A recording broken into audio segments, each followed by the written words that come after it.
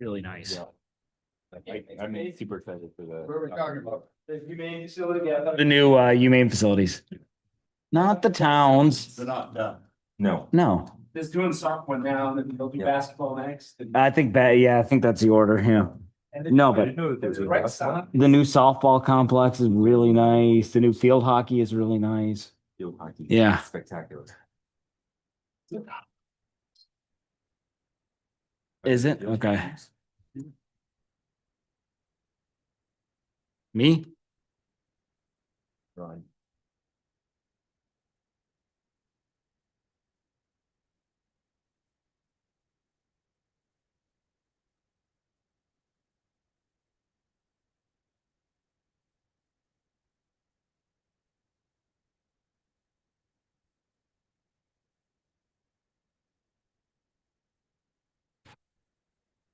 Well, this time of year, I guess it's afternoon when it's sunny and bright outside as opposed to evening in January at 5 o'clock. So with that, we'll call to order the Orono Town Council Budget Workshop with a special council meeting. We will discuss the budget through about 6:45. We expect to go into a special town council meeting where we'll go immediately into executive session with the expectation that we'll take action on a matter regarding real estate or economic development when we come out of that special session for those who want to stick around to the duration. Roll call shows we have Councilor Larway, Councilor Hardison, Councilor Demerit, Councilor Kenny, Councilor Powers, Councilor Baker, and we're expecting Councilor Marks and okay, and we're expecting Councilor Marks. So I think we'll get started with an overview first. Hey, Councilor Marks, we're just getting started. Thank you. Yes. Appreciate that introduction. So I want to start and thank the council and the staff. This has been a great learning process. I've been here 9-10 months and it's hard to believe because so much is done and we've accomplished so much, but putting together a budget's a big part of the job that I perform with the staff for you. And this was a great learning experience. It's a significant document in front of us and a lot of information. It's the melding of all the information on prior year's budget. I tried to build continuity into the past 2 years' processes. And again, understanding that last year was with an interim manager and some staff that were new to the budget process. I don't think there's any expectations for this year from the perspective of staff, except that as we're reviewing it, I think that if there's decisions that we can come to consensus, however you want to do that as we're moving through, that will mark the changes or the revisions that we will do for final copies. And when I say the revisions, what I'd like to do is you have a paper copy here tonight. I'd like to get into the practice that there's two versions, the first and the final. If there's requests for information, we'll do those as supplementals. But as far as actually updating this as we go along, we can do some estimating here and there for conversation, but I don't think it would be, I think the best next step is to prepare a final draft budget that would get that one final last review that you would take to public hearing. I find multiple versions to be more confusing and we forget the work we had done. So I think the more we can say this is the staff manager recommended budget. There are choices I will talk to you as we go through the different departments. In fact, we have one tonight and I appreciate we had some questions about at the council level and that there was an option here to look at, and it may be something we do in next year that I've even thought that there should be a choices section or option section in each department if we want some direction from the council. Did not do that this year, but we have some that we want to bring forward as we go. So excited to work with staff. We've, as a team, talked it through. I'm here to participate as needed. There are some pieces where I will work with the council, but come forward with questions, or if you have a thought or a recommendation or a change you'd like to propose, I would say present them to the chair so the chair can kind of figure out what consensus is, however he wants to, and we can move forward. I will end with one last little piece of information. A point of order, if you will, is that I like the timeline the chairperson shared with you. And I would note that that's kind of nice, seeing how tonight the Boston Celtics will begin round 2 of the NBA championship run. And the sooner I can catch a little bit of that, the happier I would have to see the evening was a success. Great. All right. Well, let's, in terms of the overview, let's talk for a second about how we want to manage our questions and then any suggestions or changes. And I guess, Clint, I'd certainly welcome you in this discussion.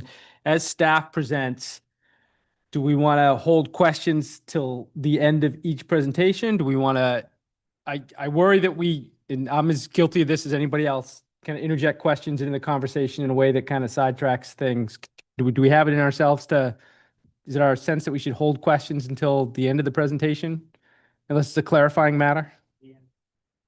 Yeah, in the end of each section, is that okay? Probably, I know, and we'll give you especially you and me, will give each other some room on whether, Leo, whether it's a clarifying question or a probing question. And then I think, if someone has something they want to propose as a change, I mean, things are open to change until we finalize this thing. I guess it would be good if people want to have some kind of suggestion this evening, we can certainly talk about it and get a sense of where, if there's a strong endorsement of it, we can kind of give the staff a sense that that's where we are. And if not, we can always put a pin in things and say, let's come back and maybe we should think about coming back and looking at it after we've had all the presentations. But what do people think about that? I like Plan B there. I guess unless there's something glaring that you have a request that a change. Aside from that, I think putting the pin in and coming Okay. back and before we get, I have one over. Can we get this? I think this is the page you left empty because of the tax calculation. Yep. Can we get that without the tax calculation, maybe? Possibly. Staff, I'm working on getting some review and some third-party professional to look at it as well and just say, what do you think the pros and cons are of how we put this together and why, making sure it's accurate. There's a lot of way to present information. And when we're presenting that, using prior valuations, numbers that aren't set until commitment, I just want to make sure we're presenting it in a way that there's not false expectations created by it. I will get it. I was hoping to do it in the next couple of weeks, but I was hoping on some training before. I just think that this is version 1. And we've always gotten this as basically version 1. And I think that's fair that we know there are potential changes, but it's just that 1-page summary that we. But with no tax estimates Yeah, at the bottom. I think Okay. that's not the bottom portion there really isn't super important. And for that reason that you state that, like, we don't really know yet. So I And think that's eventually it's fine. nice. So yeah. And we could- there's nothing, I don't think. Yep. I mean, all of this is what we already have, the rest of it, I think. So that's just, I feel like that's helpful. Okay. And to be candid, I was jumping all over the place. There's a summary, another summary, and then you go down, and then I'm writing all these questions, and then I get down to the bottom, I'm seeing half my questions explained. I'm like, I should have read the thing through. But I wanted to go, as I was going, Okay. get my questions. So I can get that for the next week's meeting, for the next meeting so we meet as a council on the 12th. Our next one's not till the 19th. Is that okay? Would a timeline to get it out to you before that be okay? All right, so to reiterate what I heard and what I think we're going to go with, clarifying questions are always germane, and then we'll give each other a little room. Scoping questions or requests for information will wait until the end of the presentation. And then, I don't know, if we don't have a spot in the agenda for comments from the members of the public, but if there's anyone in the public who wants to address us, we can find time for that as just kind of, we'll keep an eye on you. We'll scope out the audience and keep an eye on people and see if anyone wants to submit anything for our consideration. And with that, I think we're ready to go to departmental operating community development. Item 3, is that right? Mitch?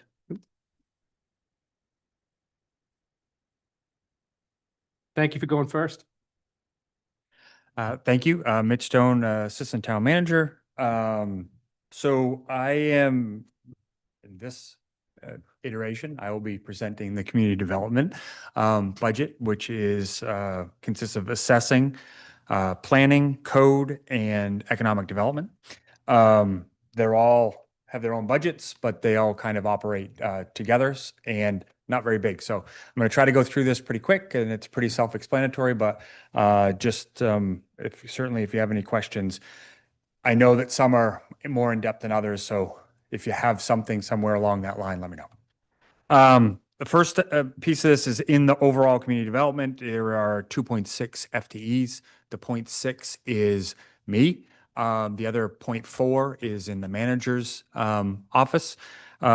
you've got a full-time code enforcement officer and a community development program coordinator, which I'll explain that a little bit later. Used to be the administrative assistant, but making a little bit of a changes there.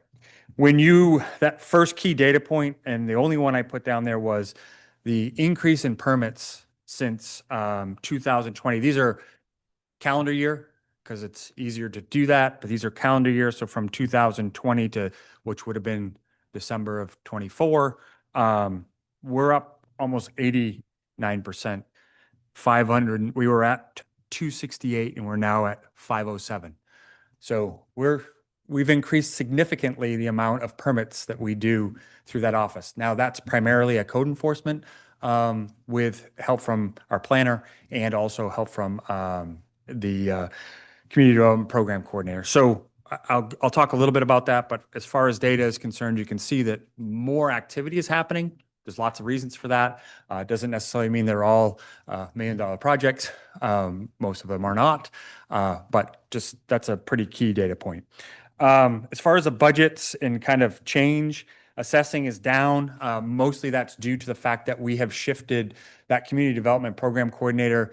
We had hours in each one of those for that person. We're shifting those away from the assessing department and really focusing that on code, planning, and economic development. They still will assist, but really most of those hours are not there. So that is down. Planning is also down, but that's really about our comp plan is going to be winding down. So we have a little lesson there and trying to manage the contract because it's based on 20 hours, but I estimate how many hours she's been billing us and that sort of thing. So it doesn't always work that full 20 hours. So trying to keep that pretty active. And also there's an increase in, like I said, the shift of that, the program coordinator. Code enforcement is up as well, but that's mostly, that is up, but that's mostly due to staffing, just the wages and salary and those benefits, also adding some of that time from the program coordinator. And then economic development in general, I know we talked a little bit about this. You'll see there's a decrease in wages. That was something that has come out of our audit and looking at trying to shift the use of that a little bit. We were actually pretty flat in the total budget. It says we're way down, but also you remember in there's a $90,000 capital. Last year, we used $90,000 to help WPCF do their planning. So when you look at it that way, we're actually up about $2,500, but it's pretty much balanced in that we lowered some of the other things, but some of the credit enhancement stuff changed a little bit. And so we're not, that spending is not off, but we also have talked a lot about spending on bigger projects with TIF money. So we need to make sure that there is TIF money to do that. So that's where that balance has come a little bit. So when that's the budget, ultimately, when we look at goals, planning, we're trying to finish the comprehensive plan and then start implementation, which is kind of a big shift, but is a big job because we know there's going to be some changes and trying to implement that. I know the ordinance review committee is also working through some stuff. So the planning department will be part of that.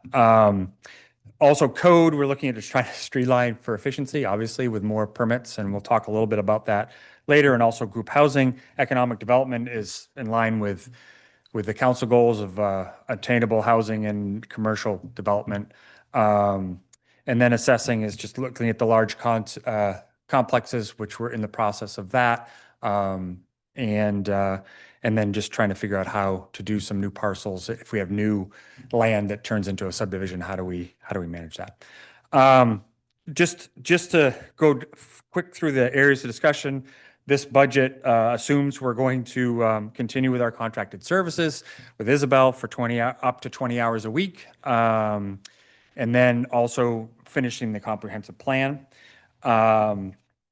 Assessing is basically same thing. We're going to continue our contract with Down East Assessing Services with Mark Perry to continue that. And then economic development is really working through the goals that we have and continuing to do the things we've done in the past that keep us going. I think that you know, obviously the big thing that I would say in the area of discussion, or I guess we call them areas of concern, was around the code department.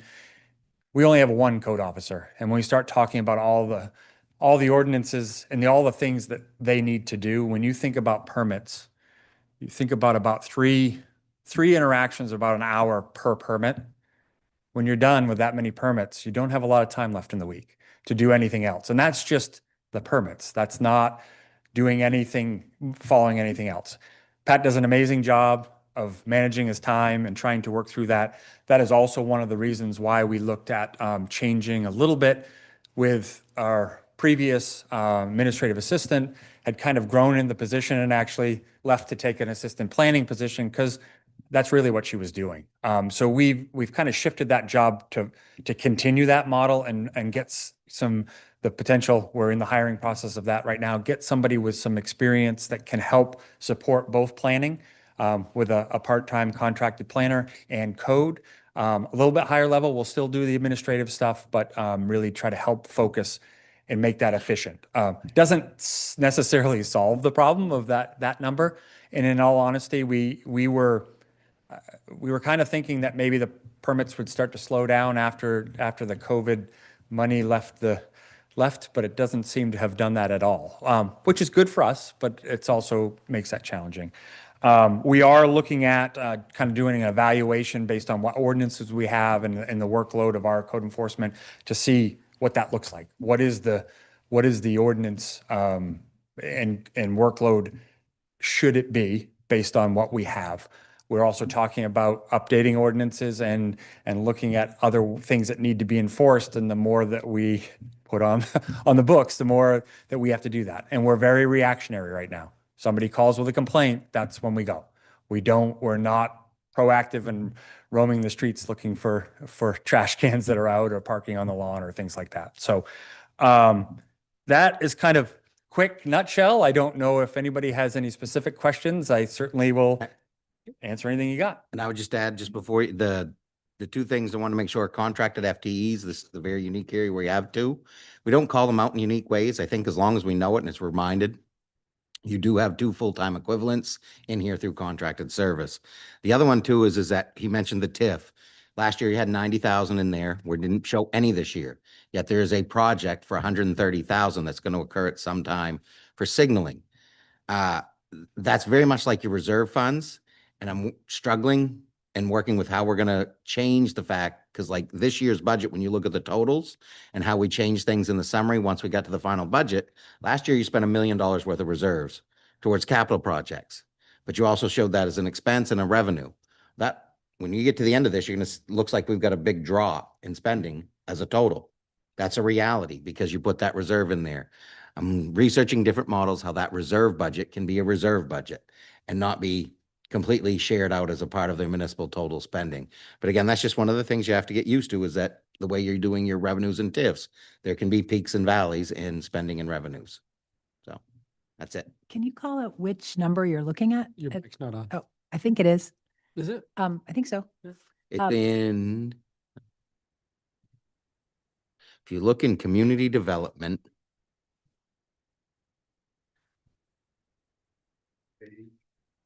I'm coming to it. That's why I'm looking for it. We're going to stay consistent this year with page numbers throughout the process, right? We Wasn't it are. with the last year, we kind of spun around a little bit? Page- Yeah. We'll have page 124A if there's an addition or something. Right. Where is it? Was it showed a big dip? What are you talking about? The 90,000? Yes, there we go. So if you look on page 36, Uh-huh. you're down $113,000 Mhm. because at line 860, you're down 90. That was a one-time allotment to the wastewater.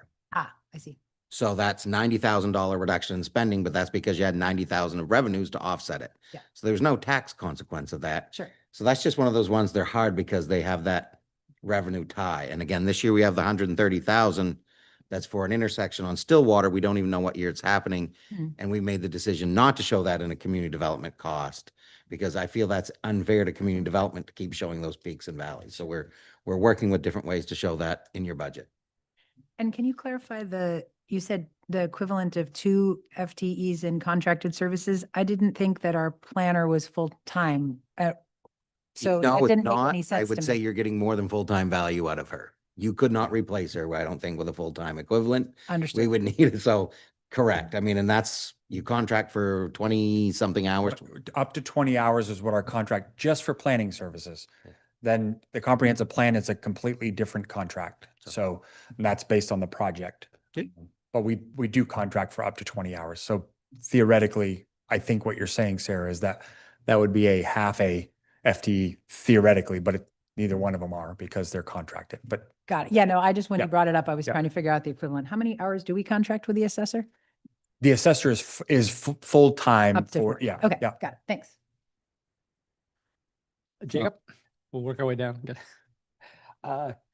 Couple of bigger picture questions. So, two goals we have about, one tangible residential commercial development. I guess, how does this budget reflect that goal, or how does this budget achieve that goal? Well, I Or mean, help you to achieve that goal. ultimately, I think the budget is really around the operational. This is where it gets tricky in economic development world. The TIF has money. The TIF is money that can be spent in those TIF areas, right? So if there are opportunities or in those programs to be able to spend that money in other areas, whether it's through economic development or not, we can do that. If there wasn't a tangible thing here, we didn't just put in, here's $5,000 because we want to do this initiative. We have the ability, as we'll find, to come back to you and say, this thing is happening and there's money in the TIF to be able to do that, or we might have to go to the general fund to fund whatever this may be, whether a project or not. I think what this does and what we always do, so the idea of attainable housing and the idea of commercial development is what economic development always does. So we're always looking for those. I think now we're looking for heightened ways to be able to do that. And I think it's in the planning budget a little bit because we have more hours of our planner now because they're not balancing that. But there's no specific dollar amount that says, hey, this is going towards that. Yeah, and I understand that. I guess what I was getting at is, in my mind, development is, there's a lot of pre-work done. So, whether it's working with developers or seeking out opportunities, kind of on a more proactive basis. But it doesn't look like there's any, I guess, increased funds or money in this budget to, do, again, I don't know, additional marketing or, cover your membership in a development, real estate developers organization or something to that extent. So the other thing I will say about these budgets is that there is room in them to be able to do that. Like, we have marketing that we don't necessarily spend every year, and really some of those are set. Our Chamber of Commerce or those types of things that we're already in. I don't think we identified a specific place to spend that money, but certainly there is room in this budget to be able to find an opportunity when that arises. And to be fair, we've kind of left those that way for the very reason that it's a moving target all the time anyways, right? Is that there's some flexibility in there to be able to find these when they happen, as opposed to, oh gosh, there's not enough, I got to go back and get more money to do it. So. All right, last question, then let the others go. Does this budget, because we've been talking about several potential development projects, both, at the town level and OECD, that could be quite labor intensive. Does this budget, from a development aspect, budget for the capacity to handle those? Do you understand what I'm asking, even So, if the words came yeah. out? Two parts. That's also in your town manager budget that's coming up later this afternoon. No. Yeah. If anything, you've taken a step backwards. And again, I'm not going to get into your FTE equivalence conversation because what you have added or not added in before I got here, but you have gone in the year I've been here from 3 people full-time doing 3 jobs to 2 people doing 3 jobs. And that's HR, town manager, assistant manager, and economic and community development. When you put those 4 key functions you have to do, you used to have 3 people doing them. You now have two. We're working towards this program coordinator and doing different things internally to mitigate, but if anything, we're taking a step backwards. That's my honest answer, and you'll hear more about I that in the town manager. budget. Appreciate that. Thank you. Yep. Yep. Matt? I was feeling your concern on the fact that we only have one code enforcement officer, and just looking at, you're not a fortune teller, but like from kind of seeing what may be coming down the pipeline, are we going to be seeing another jump in permits, do you think, this year as compared to last? Or I know you can't fortune, you can just give me, So I would- don't know, or I I would guess. say that we probably will see a little bit of a spike. I think it will continue to go up. And I think, there are a lot of factors to that, right? I mean, you have the university that is going to spend a lot of money this year on some projects that, will have permits attached to them. But, like I said, every year I've kind of been saying, well, maybe this is the year that it sits flat and we haven't seen it. My guess is it's probably going to slow down a little bit because we are really at the end of that COVID funding stuff. But I've said that the last 2 years and been wrong. So it's hard to say that. I don't know that it's going to take a significant jump, like we're going to, 50 more permits or that sort of thing, but it's hard to say. Counselor Kenny?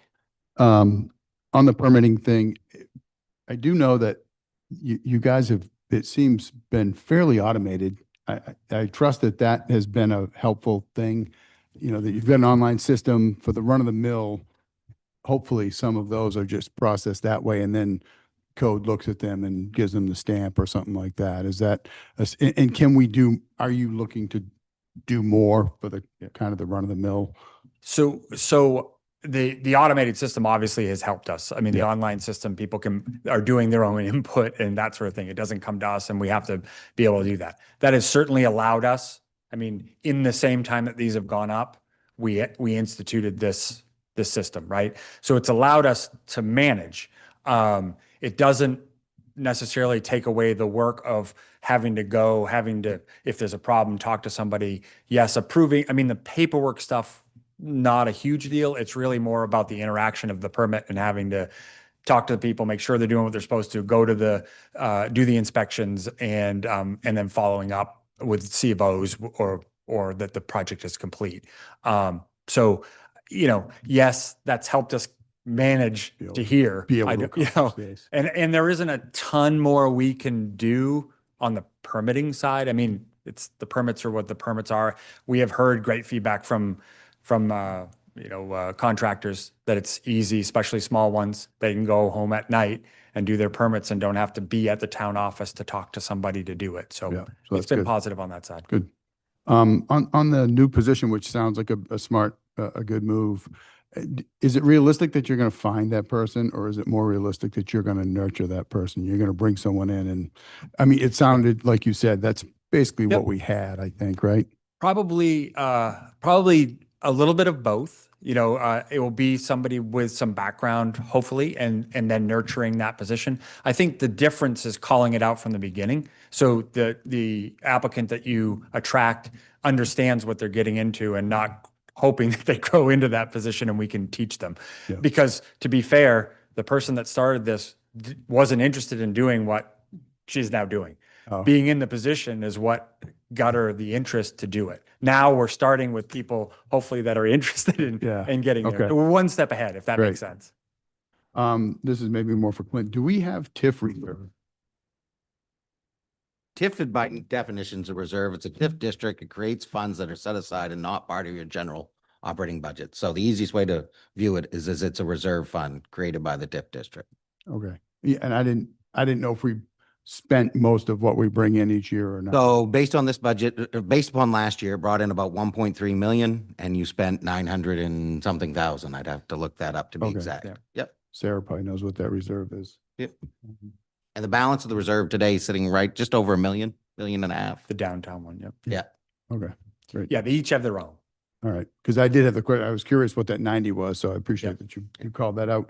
I was also curious in the planning department, where we've got salary and wages wages and benefits going up. I didn't think we had anybody employed. Is that? So part of that's it? the shift of that administrative assistant position. So the new coordinator, basically we take from each one, well, we took away from assessing and we put their focus to be on both planning and code. So we increased the amount of hours. They already had some hours there, but there are now more hours in there that were there last year, just attributed to planning, if that makes sense. That new position? It's, yeah. So I want to be clear, not a new extra position. It is just shifting the position that was there, but that position at last year was spread over assessing, planning, code and economic development. Now it's just spread over planning, code and economic development. So we've just added some more hours for that position to be with planning. That's what the increase is. Okay. All right. Equal amount came out of the other line is what you're saying. Yes, yeah, So the same that's going up on that line came out of. of the assessing. So assessment. whatever hours were in assessing got Yeah. spread. Yeah, that's why assessing's down. Okay, Council, Thank you. all set, Council Marks? Okay, Council Hardison? Oh, this was faster than, I wanted to ask, thank you, Mitch, and, anything in terms of, the planning department, are we revenues and, revenue expectations and things like that? How do we, and I apologize for not doing the math myself, how do we, in terms of revenues versus expenses to run the department, how do we, non-property tax revenue, where do we come in on in terms of funding that department versus the revenues we collect for fees and fines and? I think that's a great growth area and goal. I wanted that. We started looking at it. The TIF district does fund all of community development. Economic and community development doesn't do assessing, doesn't do planning, but it does fund 100% of that. But I started to look at this because there are revenues that are allocable, i.e. code enforcement, the amount of fees. We have upped those. If you look at the revenue lines, we are doing more with the more permits. There are higher revenues coming in.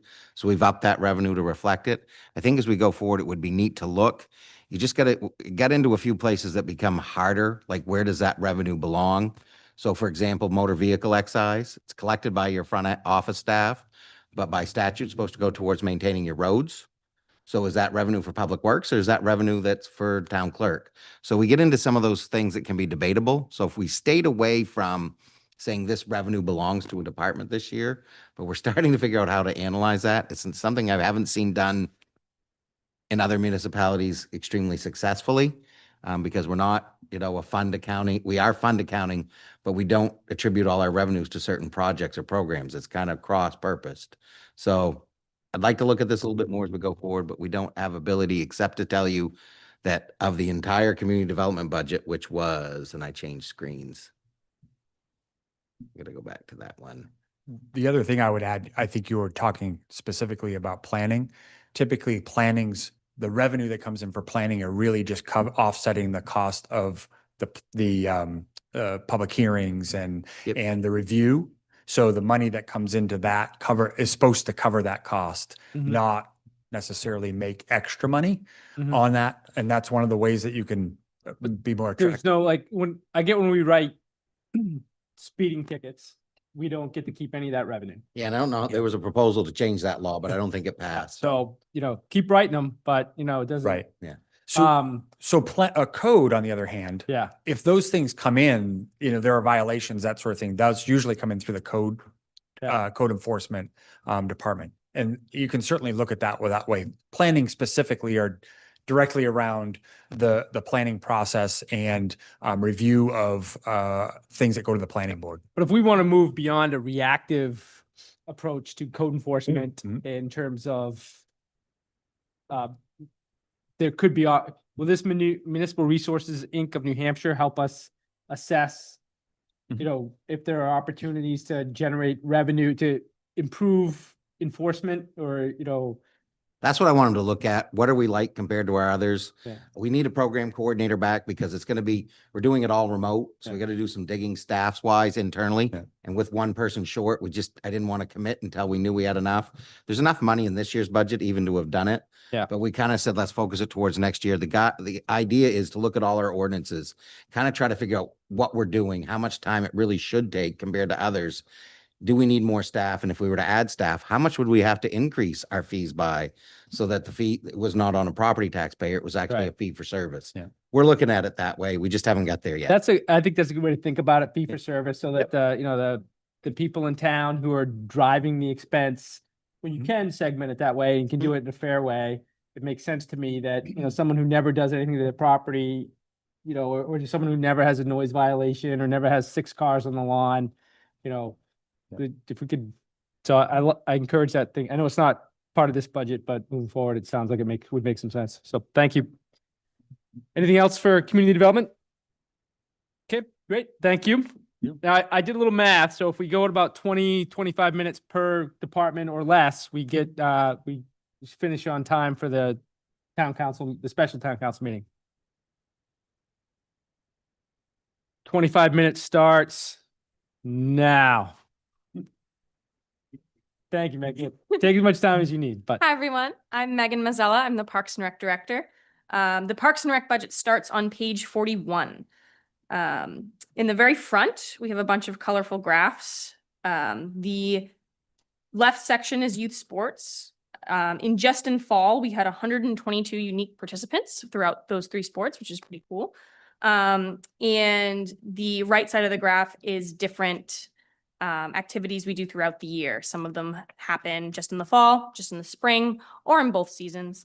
The one activity that is not represented in this graph is our RAD summer camp, and that's done on purpose. This is all through unique participants. If we want to get really technical, RAD summer camp can have up to 900 unique participants. So without going through and scrubbing through every single line of every single day of every single summer, it's 90 kids per week is an average. So, but thought that would be nice to highlight. On our next page, we have a graph of our volunteers. All of our volunteer hours, I should say. Our events is extremely high with our trunk or treat event attaining many volunteer hours, as we include that from about 2 p.m. when trunk starts setting up all the way to the end of the night, which ends around 6:30. So a huge amount of volunteerism to make that event happen. You can see some of our other volunteers through coaching and through our beautification committee. The beautification committee is the one that does the flowers through the town gardens around town. So we did some work this past week, so hopefully we'll see some flowers popping up soon. In terms of the budget and the numbers, I'm going to go over some of the increases. The first one, going in order, would be the computers and devices line. That has our software license. That is our Civic Rec software. That is every single registration we process goes through that software. We also can do building rentals through that registration. We can send emails, make communications, make sports teams. It does a variety of different things for us. It's going up in cost a bit this year, so that is reflected there. The other large increase within that line is our credit card fees and expenses. For every registered activity we have that has a cost attached to it, there is a credit card fee that the town pays. We do not pass that on to the users. So when you sign up for something, that is the number you see on the screen is the number you pay, which makes that really clear for our users to know moving forward what that is. But we do recoup that cost. So the more programs we do, the more participants we have, that is a correlated number there.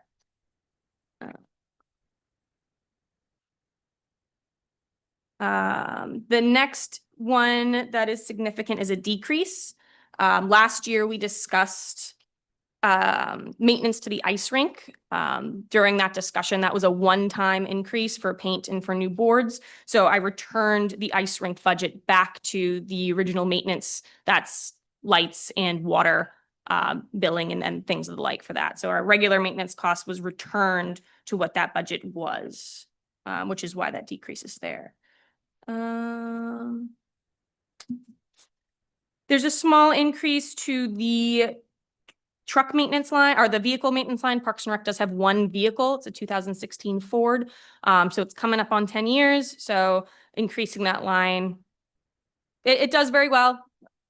But just as regular maintenance, it makes sense to continue to increase that line year after year as we continue to have and maintain that vehicle. Oh, did I go too fast? Not. The next line that I'd like to highlight is the special projects. Let's see. We have moved the budget items of our potential fall festival, as well as the community arts contracted costs into that line. So that is the significant increase there. Those costs have been accounted for other places in different conversations, but they now live in this budget line specifically. Which line? That is, it's in our special projects. That is 710. I'm specifically referring to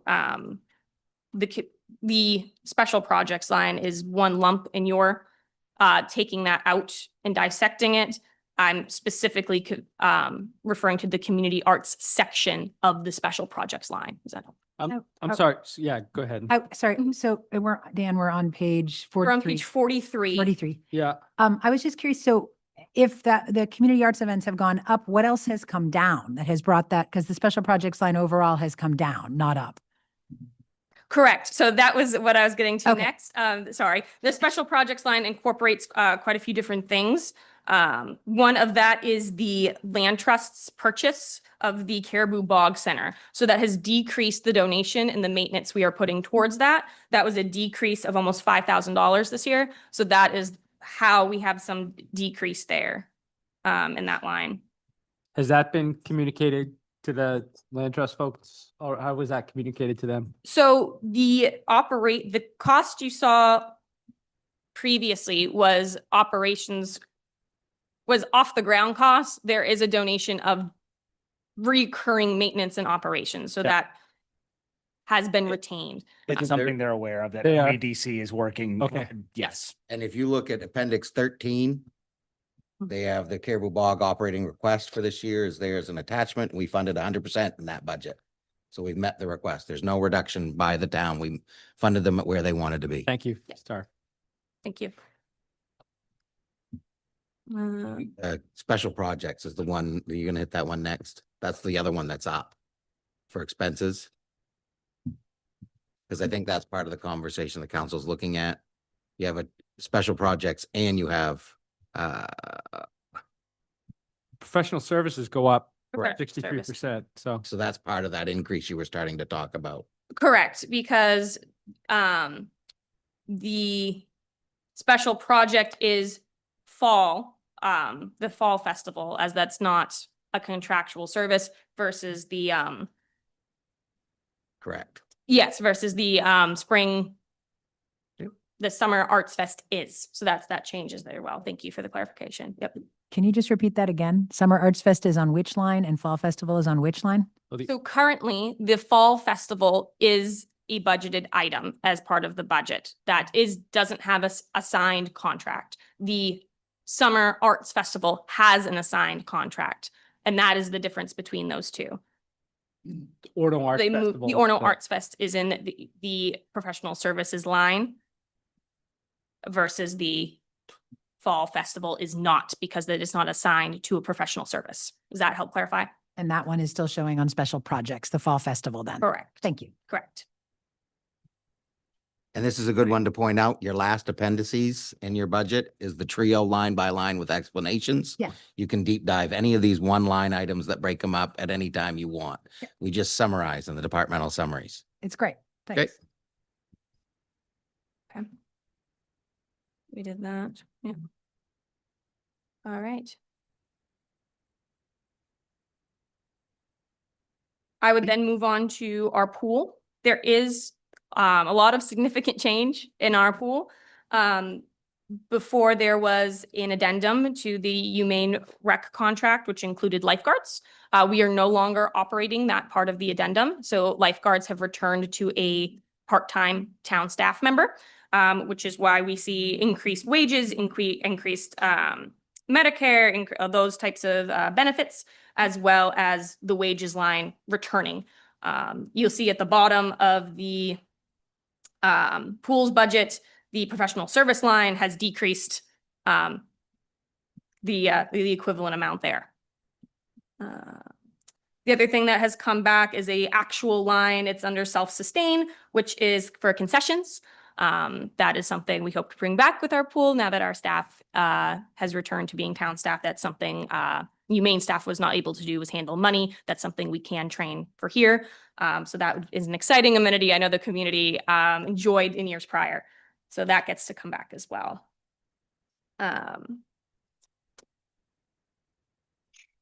We have increased the repairs and maintenance to the building in the pool's budget as well.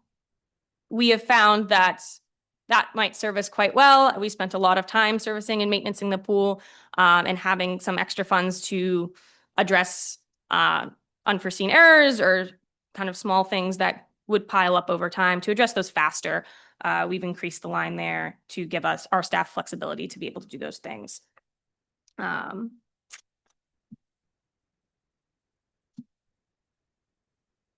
The next line items is the after-school operating budget. We are working with the University of Maine to reconfigure the contract we currently have with them. You'll see it's represented in different ways in different places throughout this budget. It's a very important operating cost that we have and allows us to do a lot of different things. So we are currently working with them to create a different model that makes a lot more sense. You'll see that there are administrative costs in certain places and split revenue costs in other places. So working with them to create a split that makes sense for both sides is something at this point that we are working towards. When we originally started the after school program specifically, there was a thought that it might not take off in the way that it did. So when we planned it to be subsidized and hopefully having enough to sustain itself. That has changed year after year with that program. That program is 4 years old and has had significant change every single year. We have increased it to 48 kids. Last year we were at 40. That 8 number is a ratio with staff number, and we are pushing as wide as we can go with the amount of space we have access to in the school. They have been very accommodating with us, but the fact is that it is just a small space and they do use it. So being shifted through that space is it's a challenge, but we're excited that as many people in the community is excited for the program, but it does pose the issue with space constraints that there will continue to likely be a wait list and there will continue to likely be concern because of that, but we are at a point where that is a really challenging problem without designated rec department controlled space to do that type of operation. Can I just a clarifying question on that? So because that was one of the issues identified, obviously, is the space, and you mentioned waiting lists, and I just wanted to verify that it was the after school program where we have waiting lists, and it wasn't the youth sports programs where we have waiting lists. Correct. I have not in my time here with the town have had a waiting list for any youth sport. That's soccer, field hockey, basketball, all of those. Where you find the waiting lists is the camps, after school camps, the summer camps, and the break camps. That is where we run into significant space constraints for all of those programs. But Not perfect, but I'm really glad to hear that. The thought of youth sports and kids not getting to participate in youth sports was concerning me. So, and that is this, this program has been super successful. Yeah. So, and as you see in some of the victim of your own success. we had 91 kids in soccer this year. Like we have a lot of field space. It's within the budget to buy pop-up nets if that were to be the case. We'll play on Martin in the fall if we need to. So that is something that we do have access to field space. That is something we can manage if we see that number increase significantly. Basketball, yes, there is a space constraint there in terms of adding additional teams. We currently function at the rate we do. We're in Asa Adams from on a winter's day from 2:30 as soon as school gets out till 8:30 at night some nights. So we squeeze it all in, putting those older kids later in the afternoon to put younger kids earlier in the evening. We're able to do that, and ACE has been very accommodating with those. All right, we've done significant changes. I think we have gone through the significant line items and changes as we've had discussions through the budget, the numbers part. In terms of the fiscal year goals. What page I- you on? oh. I'm sorry. This is page 44 Thank you. at fiscal year goals. Something that's been very publicly talked about at the moment is the new event, looking like it's happening towards the fall. So finding Parks and Rec's role in that event and making sure it's supported in the right ways is a massive goal for the department this year, of course. The Trails Committee has been quite active in the Jeremiah Colburn area. We've had the significant blowdown. We have had minor discussions about this at different times where Jeremiah Colburn suffered some damage during high wind storms. So managing that damage moving forward with the Trails Committee team and hopefully completing that by the end of summer would be our goal right now. Bringing the pool back and having successful pool programs is always something that's very exciting. That is dependent on staff and the amount of lifeguards we are able to have, but a goal nonetheless. The Union Street Boat Launch Project is something to be completed within this year. We are still making progress towards that and working with the appropriate, town departments to continue to make that happen. The last one I want to touch on too is the policy and operations note I have made. Parks and Rec is busy. We do a lot of different things, and there's a lot of different aspects in Parks and Rec, especially with the changeover in staff we've had recently. It was brought very clearly to the attention that a lot of Parks and Rec operations happens off of memory or happens off of very old plans. So recognizing that, paying attention to that, and making sure things are documented properly for future staff moving forward, I think is really important. This is not to say documentation of like what parents receive is off. This is to say like what happens during a soccer season? How many teams do you have? What fields do you set up? That kind of thing has been passed down from person to person. Information ads, that sort of thing is very standard, but kind of a checklist of operations is something we're lacking as just an example. So recognizing that and making sure we dedicate time to that so we're not too far without those plans as we move forward is important as a director in the department.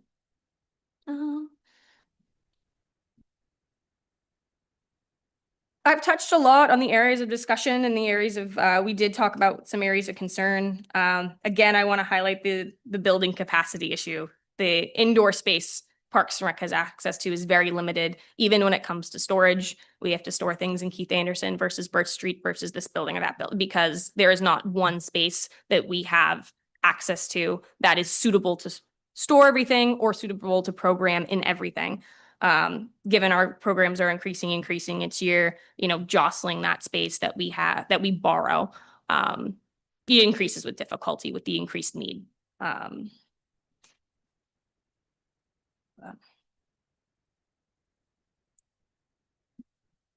Does the council have any questions at the sure. time? I think I've touched a lot about the areas of program. I've talked a lot about the paper you have in front of you, so I'd be happy to help with Do you want to questions. start, anything. Rob? Do you want to start on your end of the table? We'll work our way back this way this time. Yeah. Okay. Andrea? So the wait lists are caused by location, not staffing numbers. Correct. Okay. Staffing. If a new building were to pop up tomorrow, obviously that would be challenging to fill that with staff immediately. But with the right amount of planning, we have access to a lot of resource with the university and with the high school. I have not had issues with staffing. Lifeguards, is it kind of a different conversation where there is increased certifications and needs. The pool will open. It's just a matter of like the amount of time in that sense. But I've not had issues with kind of regular staffing of programs, no. Okay. Councilor Marks? Yes. What is the plan on the pool opening? And do we know for sure that the liner repair worked or where are we at with all that? So the Liner is fine, and the liner folks are coming back to check on it just to make sure it's fine. That is planned for mid to end of May that they're going to return to check on things. The issue that arose was visible in the liner, right? We had bubbles that people could see in the liner. The issue itself was the gutters. What had happened is the contractors that put the gutter in, they blew a weld behind the gutters when they were putting things together. So there was a hole in the gutters pumping water, clean water, underneath the liner. And that's what people saw. So I think especially with the photos, because I was trying to communicate and trying to share what I knew at the time too, it definitely looked like a liner issue. It just wasn't. It was a gutter issue. The contractors did come back out. They did check it out. They have repaired it. We have tested it. We're feeling very confident in the repairs to the pool. Assuming, the end of the high school year ends when it's supposed to and everything else, we would look hopefully to train staff the week of like the teens of June and open that weekend. So hopefully June 20th is the date that I am aiming for. I feel confident in saying that, but if we need a little bit more time to train staff, the date will float right around that time. Yeah. Have one other. Sure. And this may be more a Clint question, I don't know, but I was curious as we've heard about the space constraints a lot about the after-school programs. As the new library eventually gets built, which I know is way down the line, is there any ability that any of that space is usable for after-school programs, or the under the library space that we were told at one point was still undesignated what it would be used for? Is it possible that that storage space for Parks and Rec, is there any way that that new building, which we're already funding, could potentially relieve any of the pressure on Parks and Rec? I would say highly unlikely. Libraries is actually programming their current space for library uses. Yeah. That's not to say that kids couldn't attend the library for after-school functions that would be coordinated into it. That would help in capacity, but to designate it as a space that's dependable, highly unlikely. And the storage space underneath, has that been designated yet? Last we saw the library plans, there was no plan for what was happening on that basement level. And again, based upon their budget and what they can afford, there may not be as much underground space as we thought. They've got to meet their budget constraints and it may be shrunk. So we'll keep you updated, but they're in the middle of it right now and working hard to get the project where it needs to be. Sure. Thanks. Great. Sarah asked my question about when the pool was going to open, and thank you for that update. Leo? I wanted to find out, how is lifeguard recruiting coming for you? It's going well. We have a lot of folks that have returned. We do have some new applicants. I know with school in both places not quite over yet, we do see a little bit of a bump in applicants. Great.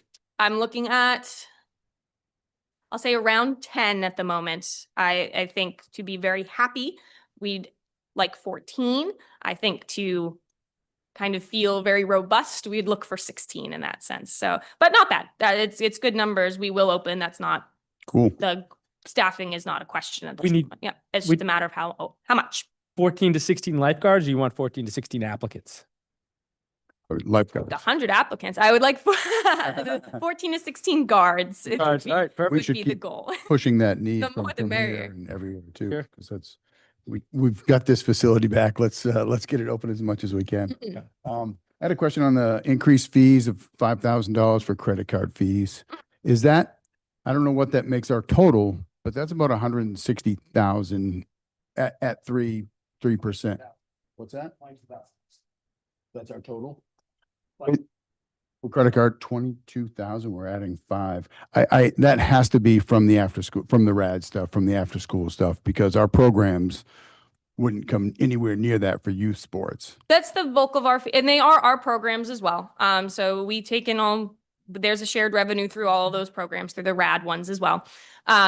All of the credit card fees that you see are 6% because there is the percent that is the credit card itself and the percent that is the software we use to process a card. So does that help to? Okay. That's pretty standard. Is it? But It doesn't look like he loves it, but yeah. No, I definitely don't love it. But I guess the other,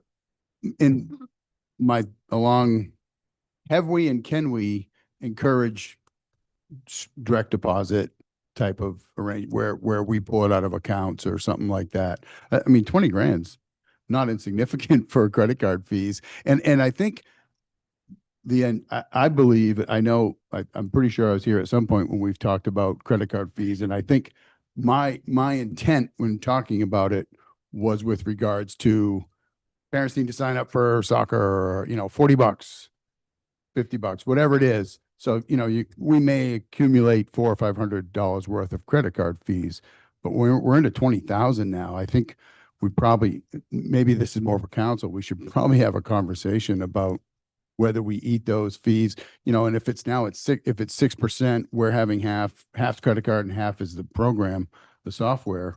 We should probably we should have a discussion about that and if we could encourage people doing direct deposits and things like that too, to avoid spending 20 grand with credit card processing. Correct. And with some of those interactions, the software is built to take credit and debit cards.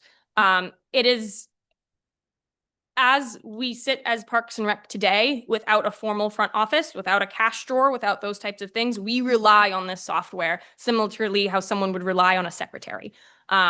So we use that in that way to support what we do in a daily basis. And that doesn't negate the fact that there is still a percent there, but that's why you're seeing also a high credit card fee, because 100% of what we do is on the program through a credit card, if that helps too. I could, Yeah. so no, little people tricky. couldn't even pay it. People couldn't even pay with a check then. Is that what you're saying? Ideally, folks pay with a card and I can help them through that process. I'm happy to help create accounts. If there was a need, the front desk can help me process in that way, but it's a rarity that happens. And if we were to shift in a different way, that would be a conversation with Shelley, because the amount of traffic we get, I don't want to speak for her, but I don't believe the front office staff would be able to handle. That's what I was going to elaborate. that We'd yet. have to shift Yeah. to the front office staff processing, credit Yeah. card fees being shifted. It's under commercial laws. It's subject to each state's rules. In the state of Maine, it does allow municipalities to charge card fees to the end user. Some states don't allow it. So some of our point of sale systems are designed, like motor vehicles, is designed to allow us to do it because there's laws that do it. This one would allow the municipality to do it, but I'm highly doubtful that our program can be accommodated to charge that fee to them. So you'd have to up the cost or force them internally. So it'd be an operational shift, but I think a great suggestion, if you want to look at these down the road, we actually are renegotiating our agreement with the university to move the credit card fees into a cost that comes to us prior to revenue share. So we will get reimbursed that way. So it'll be a direct off the top, but because we're asking for that, they're upping the share. So we're going to give them a higher percentage. So we're working that through, and that's something that'll be on an agenda soon, hopefully late May, early June. Excellent. Thanks. This is for council, I guess, but this 15,000 for community arts, did we do that? Did council do that? If you accept this budget, the council will have done that. Oh, no, but I was that something that We was haven't put- driven by council? Yeah. We haven't put a number in yet, so. Correct. No number came to us. We did Placeholder. Wasn't there 7,500. 15,000 for community arts and it, That's the fall festival. Fall and, oath Uh, and thought it- fall, right? Yep. Okay. Manager's budget will discuss this as well. Okay. I have it called out in there as a comment for you. I thought she said it wasn't. I would like clarification on that. Yeah, there's and I don't know where I read it, which page, but there was 15,000 for Coming up in March. community arts. And I think the total went up like 26 or something maybe, but some of it, maybe Megan, could you re-explain some of that you said was for arts, not Arts Palooza but I thought you said it did not, part of it wasn't this new fall, back to our Orono Festival. 56 in the manager report, council contingency, because this is a council budget as well. So we moved this, and this is what we're recommending. This is one of the choices I want to outline to you. We now have some contingency money for Arts Festival because you've always designated 7,500 of a 10,000 contingency. So I am suggesting to you in the town manager's budget, because we don't have a departmental summary on council, that there are things happening in council. So I'm now moving town manager to be a summary of the town council budget. You have some decisions you should make when we get to the town manager section, because your own council budget has additional funds. We have also allocated 8,000 more for a fall festival. So you'll have 7,500 for arts, 8,000 for fall is the way it's set up in this budget. So I didn't see that in Parks and Rec. It's in Parks and Rec because there's increases to the way she accounted for it to put some money in it. I call it out in the council summary because those are initiatives you set that we're addressing in other budgets. So I wanted to mention that when we get to the town manager, because we're going to talk a little bit about council. Yep. So on page 15, the Parks and Rec budget, community arts increase of 15,500. That includes both the Arts Festival and the Town Festival. Which when you looking at? Sorry, page 15. 15? It's on the PD. Page 15 is the, Under the summary. Oh, in the summary sections? Yeah. oh, sorry, I'm still looking at the PDF. So no, Yeah. in the summary section, yes. Yep, got it. So It's on page page- 15, Parks and Recreation. Yep. That community arts increase 15,500. That includes both festivals. And Okay, Rob's nodding and said yes. Okay. That's what it says. Yes. On page- Yes, Right. that is the one I'm talking about, and I will mention in the town manager. There's Thank you. 15,500 in there. So that's freeing up council contingency and adding 8,000 for fall festival. so when we get to page 56, you're talking about, we would be looking at whether we Shrink it. keep the council contingency at 10,000 or shrink it because we moved money for Arts Festival into the Parks and Recreation line. Do I understand that correctly? Correct, 100%. Thank you. That's, Okay. I got one more. All right. Building and grounds, well, two more, sorry. With regards to truck vehicle maintenance, does our town garage perform that? If they can, yes. And, with the buildings and grounds, is that a public works or facilities? That's, it's a facility, so I'm curious. It's not a facilities, it's a truck, it's equipment. No, We no, always sorry, budget I'm talking about equipment. buildings and grounds for the pool, sorry. You're I correct jumped. in there is building budgets that live in facilities. The buildings on the grounds, such as sheds and minor things, come out of this line. There's not this much money for the entire building of Keith Anderson, right? Keith Anderson has its own budget through facilities. The grounds and buildings line is for things like sheds, the repairing of the smaller pieces like that are on the parks themselves, because the parks and the grounds fall into Parks and Rec. So this is buildings and grounds for the pool. What was that Buildings and number? grounds. What was that number again?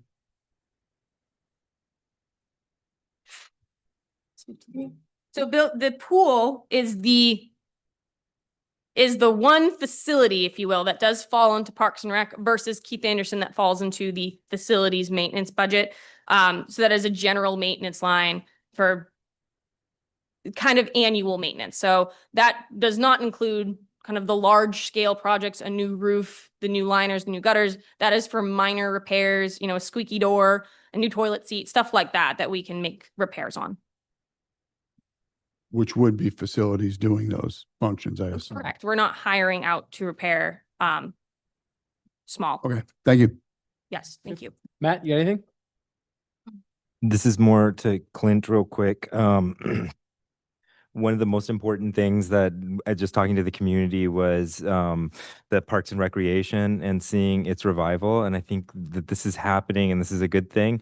And one of in the budget, making it transparent that we're servicing more children through the years. If we started like we have with the community develop or with the key permits where they're showing the permits increasing. If we show that we're servicing more and more children over the years, it's just, I think, a good thing for the community to know and see kind of in the same thing. But I'll leave it to your discretion whether you think it's worthwhile to put it in the budget. But I do think that that's it's something that the community finds important and it's a goodwill gesture to show that how we're moving in that direction.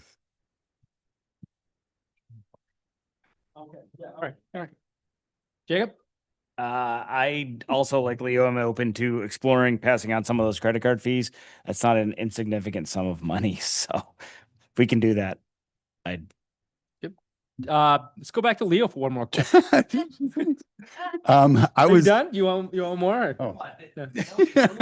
He's, he's the No, only one, this was- he said, don't you ignore me, Demerit. So I just wanted to ask if you could, rough estimate, because I think we made a conscientious effort a few years ago to make sure people knew we're not just youth sports. And I think we've done a lot of with the seniors and, there's a lot of different stuff. I'm curious if you would have any rough estimate, like what goes towards our efforts, what goes towards youth and what's not going towards youth. That's a broad category, but I'm just curious. And I think that's another sort of advertising thing that we want to be cognizant of and making sure people are aware of.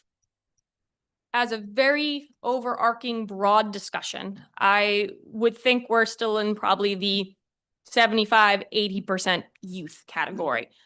Yes, we do a small amount with seniors. We still meet for a coffee hour. We do some local trips with them. I don't have as solid numbers as we don't register people for that kind of drop-in program, but we get around, 8 to a dozen a time we meet. Sometimes when we do trips, we see more.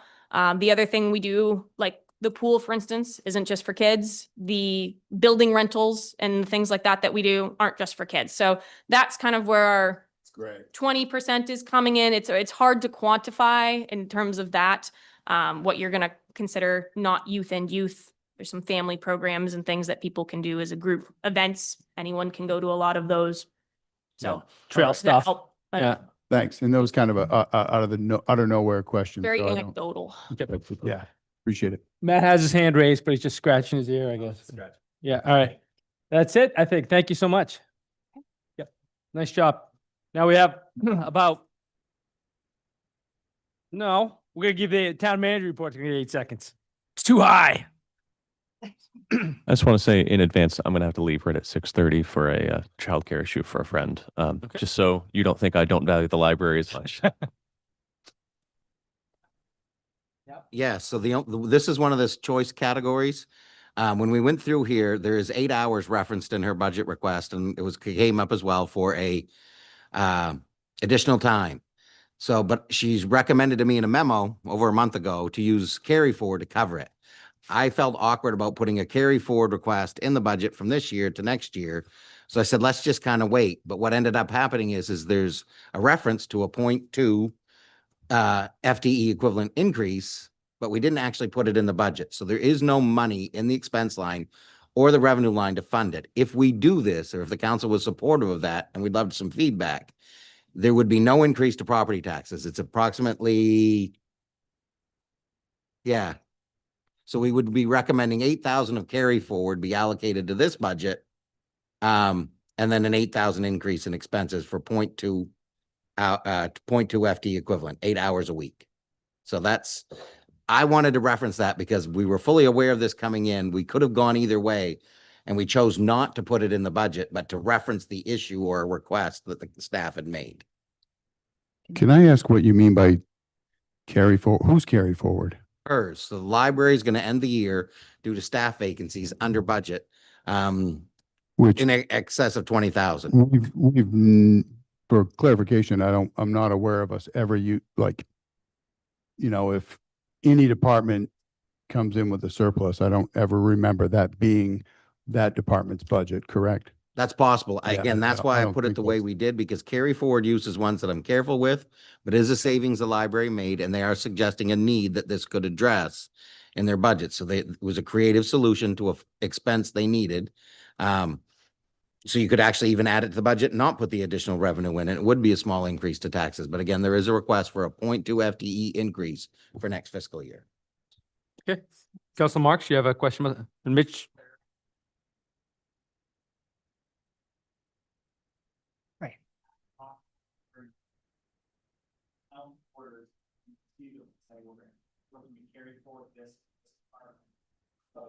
And that's the other option. We could actually just put an order in a regular agenda saying for next year, we're going to carry forward money for 8 hours of extra time. And you did multiple of those last year after the budget was done. For operational, have we? Councilor Marks? Yeah, thanks for that clarification. So, I mean, I guess we'll have a discussion about where it's getting funded, and that's great. I just wanted to.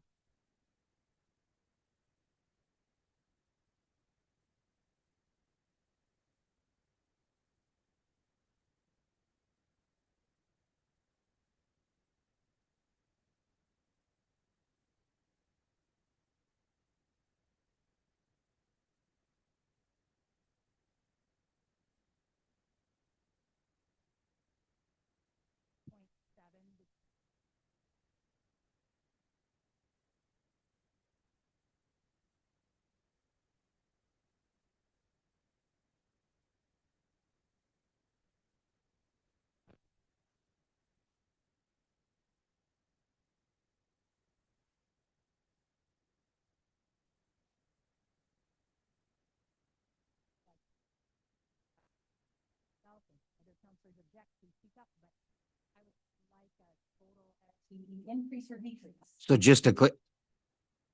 And we could do that on appendix 1A if I'm not clear that the That would total be- townwide. Yeah, I would like the total townwide because I think it shows department by department in that appendix, It does. except the library, which doesn't show there. And again, So- that's because we Right. reference it, but didn't include it as a cost in the budget. So we can. Understood, but I'd yeah. like to see the library one included because I think it is an FTE. And then if we take it away a year from now, we go down by 0.2 FTEs again, if that were to happen. So I just would like to see it listed, and I'd like a total somewhere on increase in FTE and a notation about the SAFER grants because they're not showing in Appendix A either. And they are picking up FTEs if we start funding them without grant money. Okay. With that, and hey, Lori.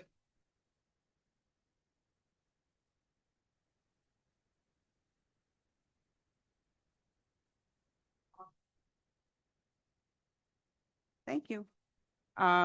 Without a circulation adult services librarian, and we now have one, and she is doing a fabulous job.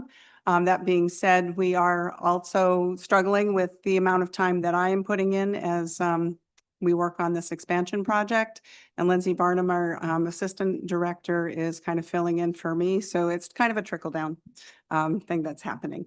But as you can see from our summary, that our services continue to grow incrementally since COVID. We huge drop in all of our services, but we continue to increase in all areas.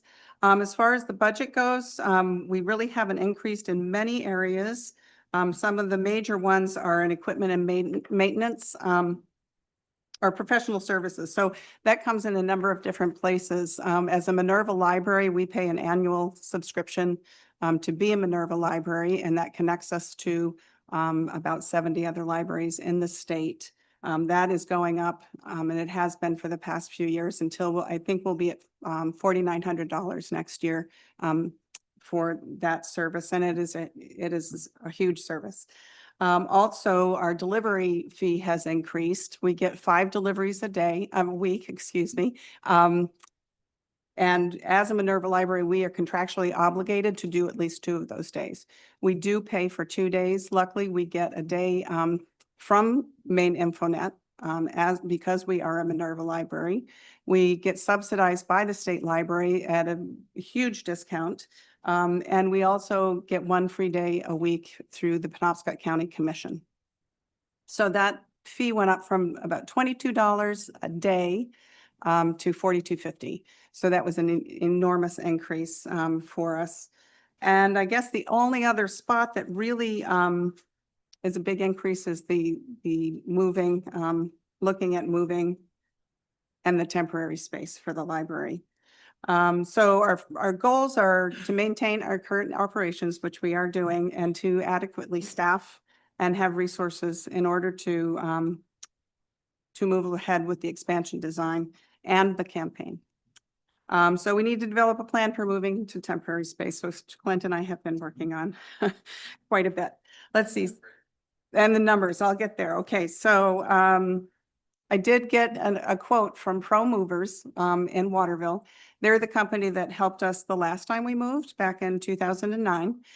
It was a one-way move from the high school to the new facility. This is going to be a little more complicated because it's going to be a two-way move.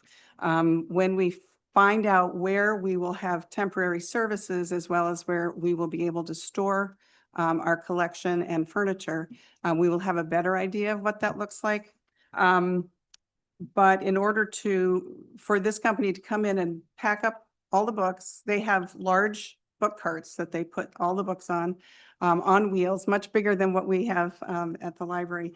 So they pack up the entire collection on those, move them either to a place where we will be providing services or to a storage space, as well as all the furniture. And again, whatever we might need in the space that we find to provide services for the time we're closed, as well as storage. So I broke it down. It was a big number that they gave me, but it breaks down into 3 different years because we're looking at hopefully making this move this time next year. So for FY '26, it would be about $71,000 to do that, which includes moving the items. In FY '27, we would be paying storage fees to this company, and it's $3,000 a month. So that would be a full year, that would be $36,000. And then in FY '28, we'd be asking them to move everything back, and that's $64,000. Plus, in FY '28, if we are still not in the new facility, we would still be paying some storage fees at $3,000 a month. So that, I don't have a whole lot more to share with you because we're kind of status quo at this point. Let me see if I have anything else that I had wanted to talk about. The fundraising is going fairly well. We've got 102 donors right now in our quiet phase. Between the federal funds, which we have heard over and over again that they are safe. They are part of the FY '24 budget. So we've been in touch with both Kings and Collins's office off and on to make sure that that money is there, and we are reassured. So between that and the town pledge of 2.6, the foundation has raised $966,000, and we have 1.4 to go. So it's going pretty well. Our campaign manager suggests that when we reach the 90% mark of fundraising, then a number of grants will be written, and we have about 600,000 left to go to get to that 90%. And when we're at a $200,000 left to raise, then it will be opened up to the public. We have a lot of questions from people saying, what's going on? Because it hasn't really been publicized. So we're waiting. We're still in this quiet phase and hope that we move along quickly. I didn't hear that. So you've raised 900,000? We have raised 966,553. How much more to raise? 1.453. Excellent. No, total. We need not quite 600,000 to get to that 90%. Okay. Yeah, that all makes sense. You raised 900. Yes. If you're raising it to 600. Okay, yeah. So I've got my numbers here. I don't have a calculator. No, so the Yeah. total project cost is a little over $8 million, 90% of 8.6. 8 million, 7 point something and change. That means that they got to come within certain thresholds. So 90% is about 600,000 short of their goal. But again, if you're looking at their fundraising total, which is 2.4, they're currently done 900 of 2.4, which would put them Yeah. at like 40 something percent. So again, don't look at just what they need to fundraise for just the fundraising piece to them. It's the total project, which is about 8.62 million to be exact. And that does or doesn't include facilities, moving, all of It that. currently does not. They would have to eat into the contingency budgets, which would put the project at risk for contingencies because the contingency budget's currently a percentage based upon typical contingencies of projects this size. So we're being asked in this budget, then I'm assuming, to fund the part of the move that would happen in FY '26. Is that correct? Well, I can say that she requested 50 because we didn't know the number yet. I told her we're going to cut it to 25 because we don't know the number yet. And we just put it at a number and see what happens. And right now, based upon the one good quote we have on a company that we feel is reliable, the moving costs alone are about 71,000. So for this coming year. For this coming fiscal year. So, I mean, how they do that and where that would come from, she's sharing it with you. And if council has input, we would love to hear it, but we only have 25,000 in the budget request. All right, we'll have a conversation about it, but we're not going to decide it right now. So, Whatever. yep. Yep. Jacob, we start with questions down here. Yeah, so we're along that path. So the budget includes 25,000 of a projected 71,000. And so Laura, you were done, We right? just I got the didn't, quote. We I just didn't got cut the her quote. off. She was done. You were done, right? Yeah, I'm Yeah. sorry. Yep. Thanks. okay. But likely it'll come in higher. So I guess what are the chances that the foundation can absorb some of that cost? And I say that as somebody who's, on the foundation's board, so I know things are tight on their angle, but I'm also the town is, the taxpayers are, already putting are already contributing the bonding funds for it. So I really would like to see those moving funds, since they are part of this project, be part of the total budget and not come out of. So that's one thought that I've had. Like I said, we just got this quote, and we're just able to talk about it today. I got it over the weekend. So that's one thought that I've had in the back of my mind, that would definitely slow down the fundraising. That's one thing. The other thing that Clint and I have started talking about is there a way to use, ProMover's service, some of ProMover's services? So when we moved from the high school down to the current facility, they gave us or lent us their large book carts. And we loaded up the book carts with books. And then they came and they moved them down to the current library and we unloaded them. So what I have not found out yet is, are there pieces of this that we could actually do ourselves? If any of you have been in the high school library that used to be the public library, all of the nonfiction was on the second floor, and it was a non-handicapped accessible stairway, and with a book elevator that was broken. So we actually called on volunteers, and we had a book brigade to keep them in order. That was the other thing. You can't just, hand a whole stack of books. You need to keep them in order as well. So it was one book at a time, from the second floor down to the first floor. So I'm saying that because we certainly have volunteers that will help to do something like that. So there are still a lot of questions. Can we get this number down somehow by using our own staff or our volunteers in some way? And maybe even finding some storage space, who knows where, but that's part of the mystery, is where we're going to find a space to provide services, as well as where we're going to find space for storage. And They I- have it in Waterville, but it comes at a cost. And hypothetically, just to put it out there, where would town staff come from? Not a solution. This is just an example, but there's a benefit cost. There's an opportunity cost. Theoretically, with this advance notice, we could say Public Works, we want to allocate staff. Pro Mover says it's going to take 8 days. That's 2 weeks. And again, 2 weeks, what's the opportunity we sacrifice in Public Works? It's free in that it's already funded, but it's not free because we would give up other opportunities of projects we would need to do. We haven't got there yet as a staff to figure out if we even want to consider something that drastic. Bill is hearing it probably for the first time ever right now, but it's a hypothetical. It's not something we're doing, and it's not something in the budget. But this is what staff's trying to wade through and figure out how to do it. I'd make the fire department do it if I were you, but yeah. Just because they're here, it's two of me. Hey, Tommy. Yeah, I didn't see you here. I couldn't see you behind Shelley. Sorry. Yeah. Well, I also heard you mention volunteers though, and I don't know if that's possible, but there's certainly a lot of passion for the library. It could be a fun local event to help do if we organized it well. I was passing through another town in Maine when they were moving their library not too many years back, and it was a whole line of everybody in town passing the boxes down. It looked like an old fire brigade actually passing water down, and it was a big fun event, and there was food and other stuff. So who knows? But I appreciate your creativity is what I'm saying to that. Like, you both sound like you're thinking very creatively. All right, I think we're coming back this way, Matt. Okay, Leo? I would agree with Jacob's sentiment there, but as far as having this be part of the project and not another not funded by taxpayers, will the project not start until you reach that 2.4, or how will that work? That's a little outside of the scope of the budget. We don't know. We got a calendar that says Well- it'll go to bid next winter and the construction would start May or June.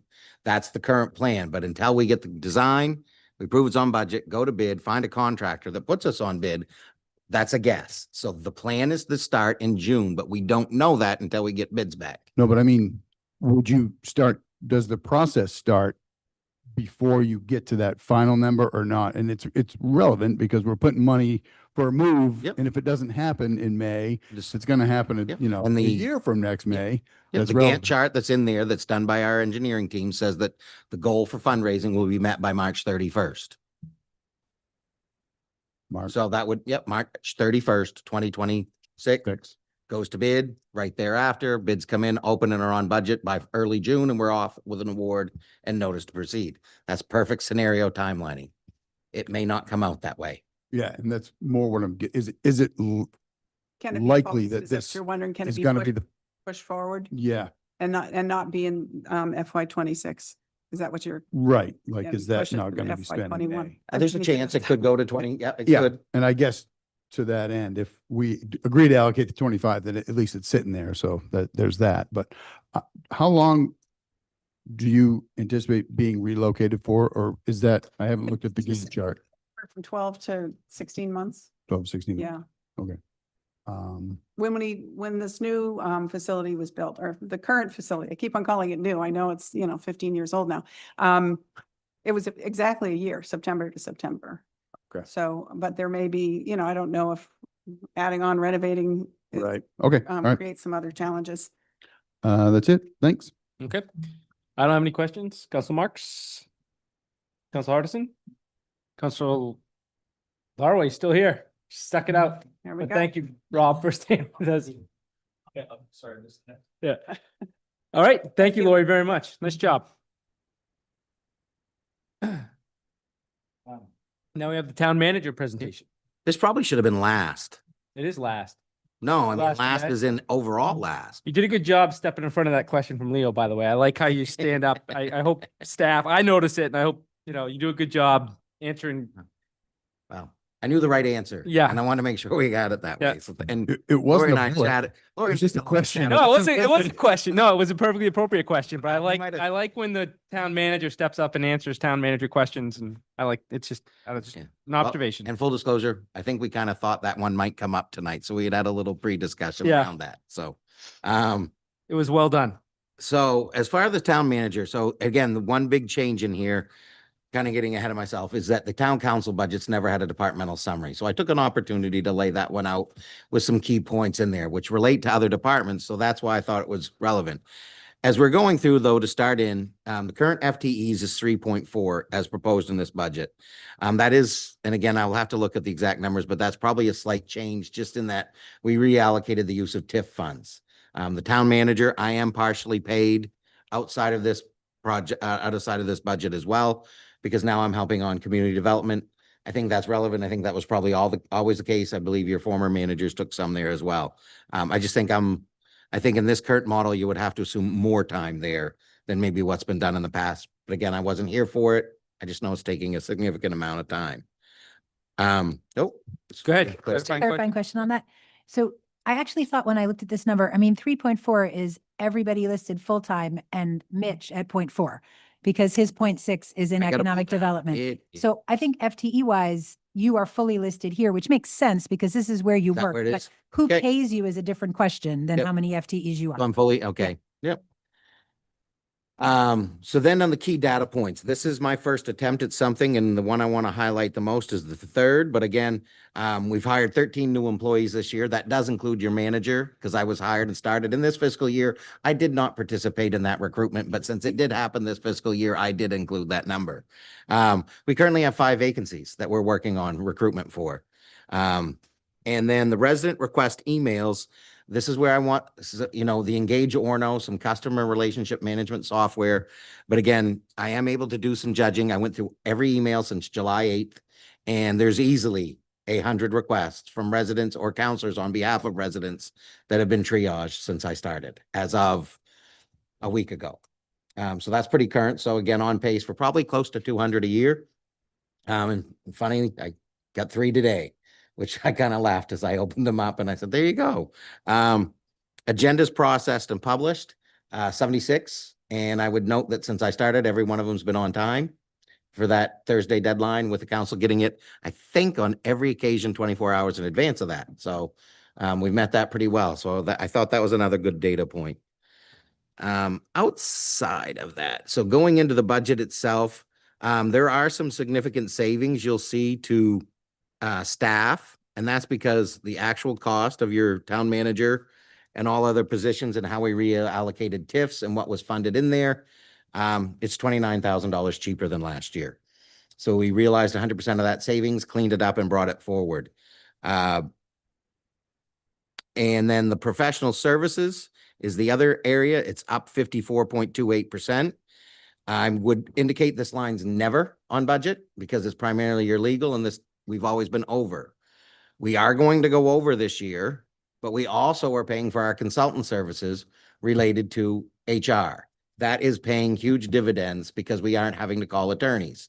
I am asking for that $24,000 increase because I want to maintain a relationship, and I'm estimating just over $2,000 a month for that service. I did not increase for legal. If I had increased for legal, I think it would be about $24,000 that we would have been asking for just legal. So again, net effect, I want us to accurately budget the professional services line. This is more real to what you're really spending out of that line. So that's why that's there that way. Is it a fixed cost? Nope. You could shrink it to below and intentionally under budget a line. I just don't recommend that. So that's why that one got increased. So then the last one, I brought your goals, my goals, everything like that forward. I put in the mandates and annual goals. I re-referenced them. I like re-referencing things in many places so people can look at it and realize what we did. So the resolution for my goals, as well as the work plan for me for the year and the council goals for the year, are included as links.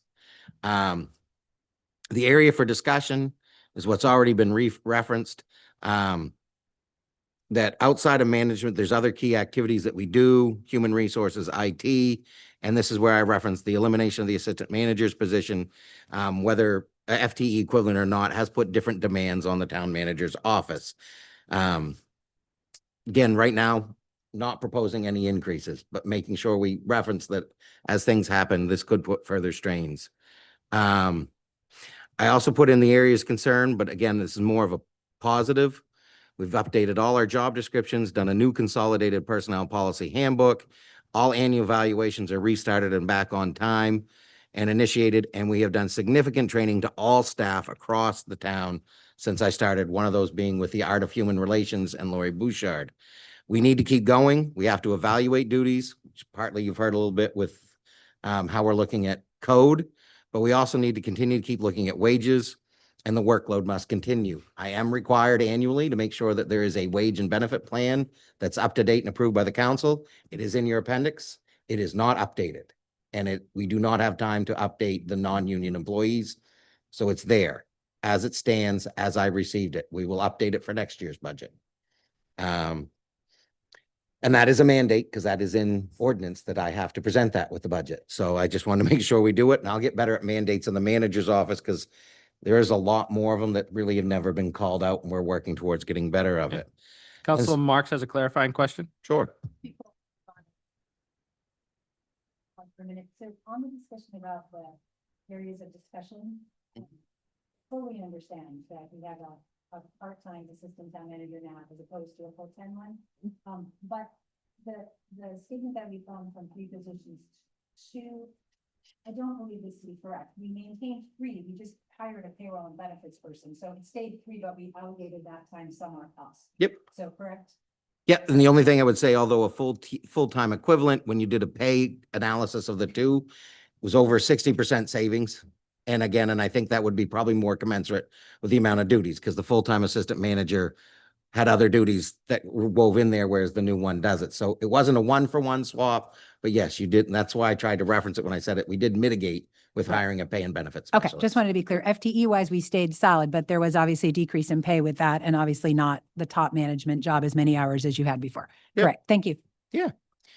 So then this one's council, and again, love feedback, what you think of this. This is not its own section, so I've put some bullets in here. Audits are up 8,500 since 2022. That is in your line because audits are a requirement of a council to deliver to the community. MMA costs, again, that's in there at 32.5, and that's up. That's usually a discretionary I shouldn't say discretionary, but that's council. Most municipalities are members. Most councils take those on in their lines. Let's not put on the other areas that managers request. We did put 1,500 for 360 evaluations, is up since last year because that's our cost this year. So we carried it forward. Council project expenses, this is primarily your mini grant. That was added at a $10,000 cost since 2022. So you are up since the past 3 years on that one. And then we brought contingencies in flat, but the council that's here today, absent Andrea, because you weren't a participant in that vote when it occurred, but they allocated 7,500 to the Arts Festival that's in there. So it's built in. So it's still a 10,000 contingency, but it's already coming out pre-designated at 7,500. So you really only have 2,500. But what is double counted this year is Parks and Rec. I asked them to add 15,500. That would cover Arts Festival and 8,000 for a fall festival. This council should make a decision if you want to keep it in your lines or move it to Parks and Rec. If you say Parks and Rec's okay, then the second question is, do you want to change your contingency amounts or your special project amounts? And I will leave that for you for your input at this point, since it's your budget. So you could leave it flat and know you have more capacity for things that are not yet designated, or you could shrink it a little because there's capacity to do that, but I didn't do either of those. That ends my presentation. Okay, what side do we start on? Andrea, do you have to think you're starting on your side this time? Okay. Said he wanted to start. Did you want to start? Okay, go ahead. No, so to answer your most direct question there, Clint, I think I would be in favor of moving the two festivals to Parks and Recreation with an offsetting reduction in the council contingency. But that's my opinion. Going to the mini grant, how well were they utilized this year? It doesn't seem like we got nearly the usage this year as we did the first year I was on council. How much is left, Zach? Do you know?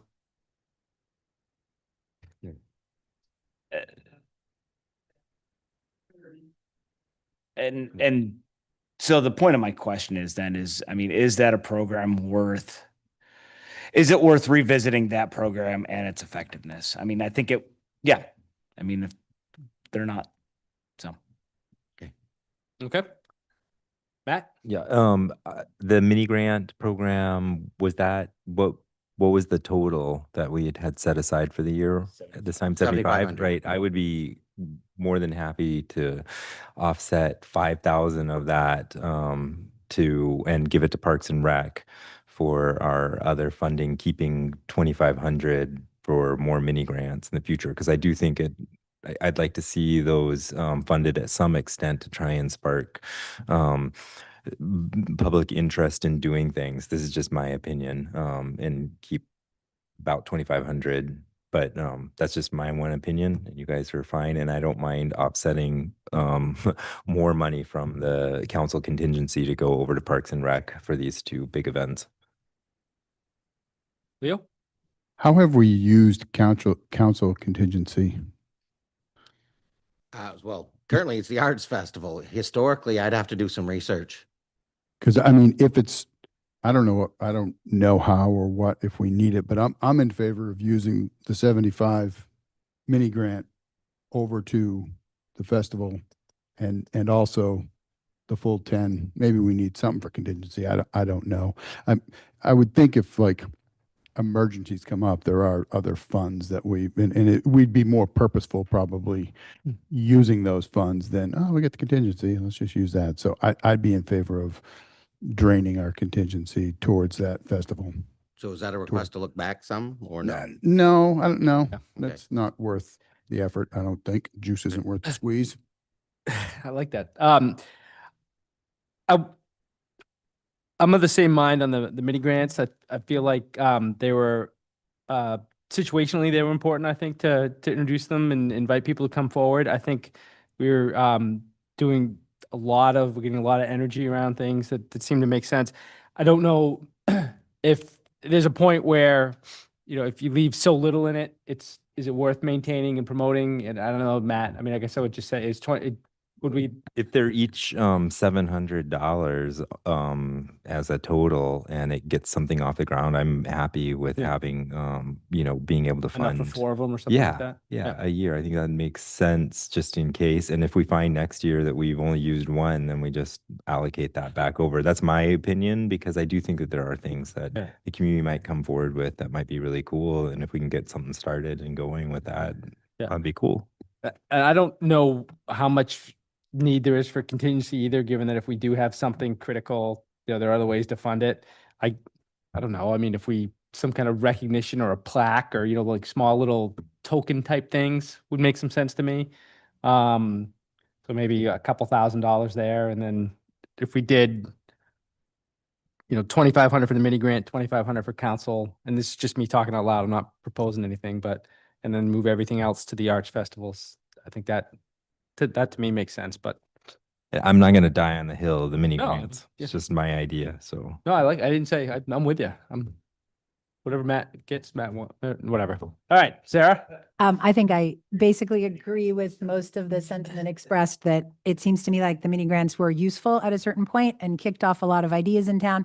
I don't think I'd like to see them totally gone ideally, but I do think it could be a smaller amount. I think if you're aiming to fund 4 though, 2,500 isn't the amount. Like, you'd want 3,000, because if they're up to 750 each, which is what I remember the amount was, it would hit 3,000 even. I'm the same on the contingency. I think it could come down also. I'm not in favor, I guess, of eliminating either of those lines completely at this point in time, although I could be convinced. But I guess I'd rather see them shrunk rather than completely gone. And I would certainly want to see that money routed into these arts festivals that council's been championing, whatever that verb is, and moving forward. So I think basic agreement with the idea. And Andrea, anything else? I think I agree with reducing that contingency. We've got some other concerns that money needs to go to, and I think we need to promote some community programs, but I also think we need to look at the cost of everything that's coming in at us. Yep. So maybe 3,000 for mini grants, 2,000 for contingency, and then whatever else if people are. I would, just as we ponder the mini grants, in the spirit of what we're trying, what the purpose was, I think it would be useful to look at. The idea was to spur something that would then grow some legs and become something. And it would be good to understand. My sense is they were one shot things. I don't know if anything was born out of it that has continued, and that was the one of the intent. So I think that's maybe a good thing to consider as we decide. Sure, I Council just- Marks. Yeah, I agree that was one of the ideas, Lou, but I don't think it was the only one. I think the idea was to see if things grew. We just didn't want to fund them a second time. I think the idea was some things might grow and become permanent, and some things might be one time a lot of fun for the community with volunteer hours running that as opposed to staff hours running that. And I do think we accomplished that. A lot of interesting events happen in our community that were run by volunteers and didn't take staff hours and time to run. So I think that's important to note. Okay. Anything else under the town manager piece? I think we ought to have a special, Rodrigo, do you have anything for us? Do you want to share anything? We just, okay today? Yep. Anything else, Clint, from you or the staff? Thank you all for the very good work. And I was just kidding about that fire department moving all the books thing. I already wrote it down. But he wrote it down. I just, that's leadership. That's what leadership looks like. That's soft leadership. So we're gonna have a little special council meeting. And we're gonna need a motion, sorry. Didn't we miss somebody? Yeah, we missed 2. I thought we were only doing 4 tonight. You have 2 more. Oh, man. I think you still have IT. Look at the agenda. I think it's IT and town clerk still. Sorry, but I thought so. And town clerk, right? Yeah.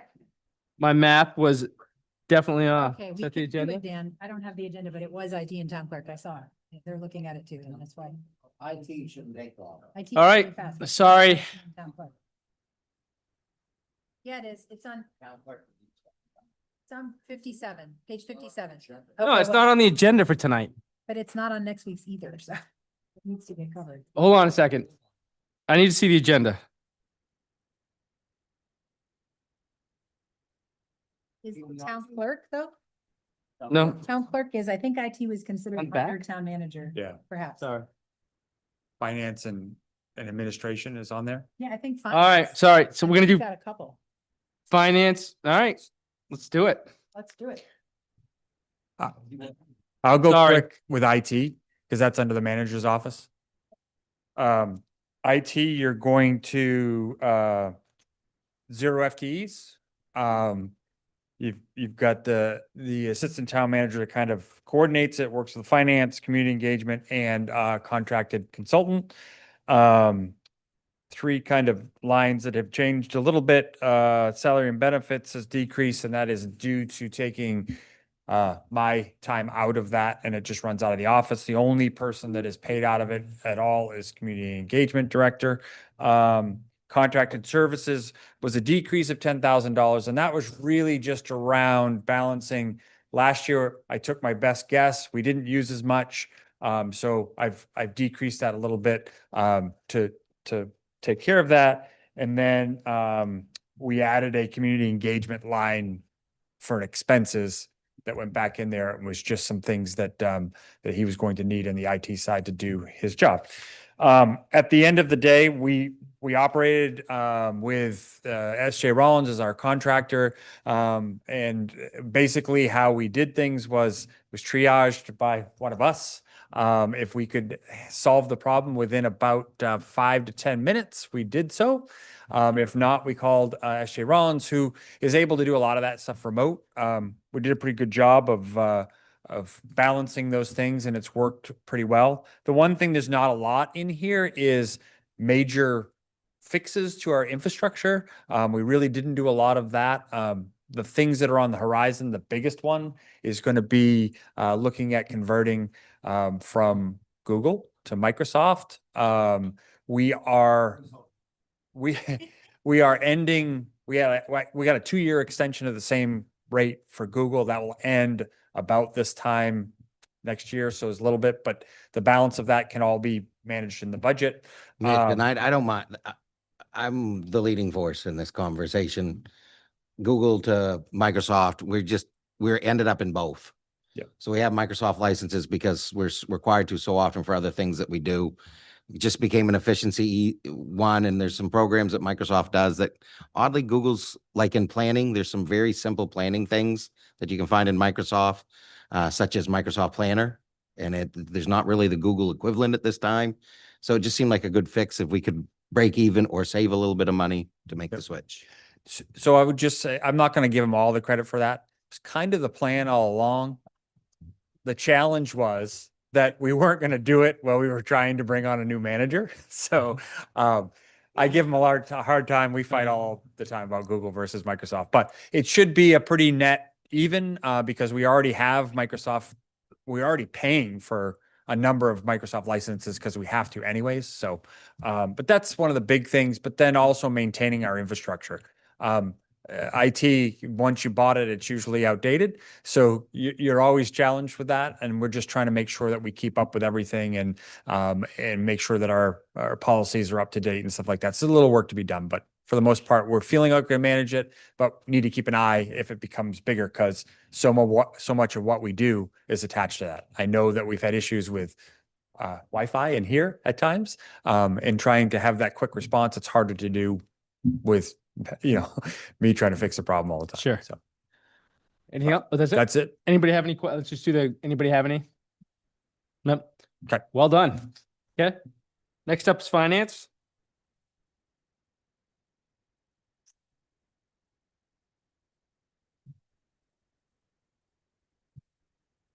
I guess I missed my chance to make a run for it. They should have trying to so- spare you some trouble, Zach. I'm sorry. Good man. So there's not a ton of change in finance. The big change you'll see is we shifted our staffing around a little bit. We shifted to a full-time staff accountant and ended up eliminating the bookkeeper position. It had shifted to sort of a shared position, and then with a vacancy and streamlining our processes, we ended up eliminating it. The key data points are just kind of a brief overview of what our week to week looks like, just kind of the things that we're always doing, kind of our constant operations there. Because some people wonder what exactly we do in the finance department. So shifting just to the numbers to try and keep it quick. The big change in benefits was a shift from our part-time staff accountant was on the family health insurance plan. Our new staff accountant is on the employee-only plan, which had our big reduction there. There is a big reduction in travel and training as the tuition for the program I'm currently enrolled in will be fully paid for this fiscal year. I'm requesting an allocation of some of those funds to our software line to help pay for some budget software. It's become a very cumbersome process with a lot of moving pieces, a lot of different things that kind of get mashed together into our budget book. At this point, I think some software would result in some significant time savings, not just for me and my department, but also for other departments. And then in professional services, we have a slight increase. That is our Trio and ADP software. They bumped up their prices a little bit. They tend to creep up a little bit each year.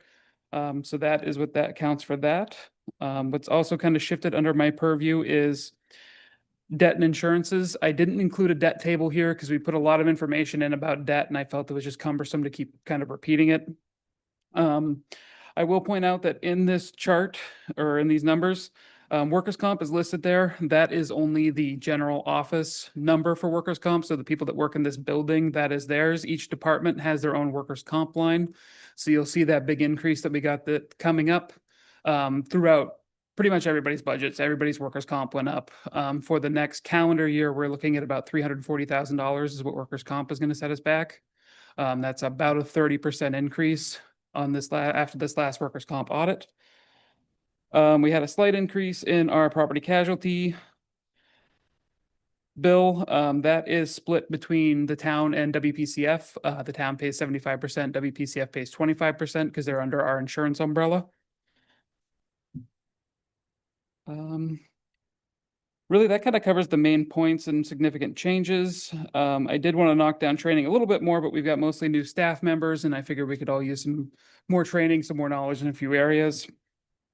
So fiscal year goals, we're always looking for effective and transparent stewardship of the town's finances and records, including our compliance with GAAP and GASB.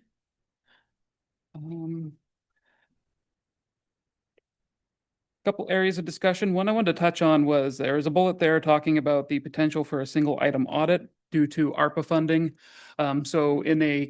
They've shifted the standard for this a little bit. So if we spent more than $750,000 in federal funds, that triggers a requirement for us to have a single item audit.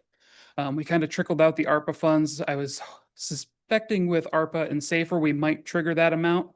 Luckily we didn't, and they bumped that threshold up to $1 million. So unless we find some really good federal grants, we might not trigger that. I'm hopeful. Areas of concern. I know the finance committee has heard me talk about this a few times. Our Trio accounting software is difficult.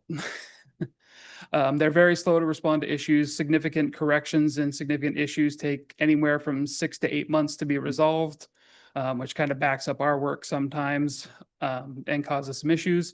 Unfortunately, shifting to another software has a high cost with it. It's not something we're recommending at this time. And then, as I said earlier, budget books, budget software would be a good potential service level to consider that would help save some staff time. Just to keep it brief, I think that's about all I've got. Okay, any questions? Yep, we'll start with Jacob. So looking at the charts and everything that you all do, from checks issued, invoice process, there's a lot of touches. When is the last time, or do you do annual meetings, annual audits with our primary bank to make sure that we're doing things and processing things as effectively as possible? Like, are there some checks in there that we can convert to ACH payments, or we have had some conversation about shifting as more vendors are looking towards ACH payments rather than checks. We are starting to work towards that. I've been in contact with the first. They're very responsive and always helpful with trying to find solutions for these things. We haven't had the time to put a meeting on the calendar to discuss it just yet, but that is definitely something on my to-do list to look into more as we move into the new fiscal year.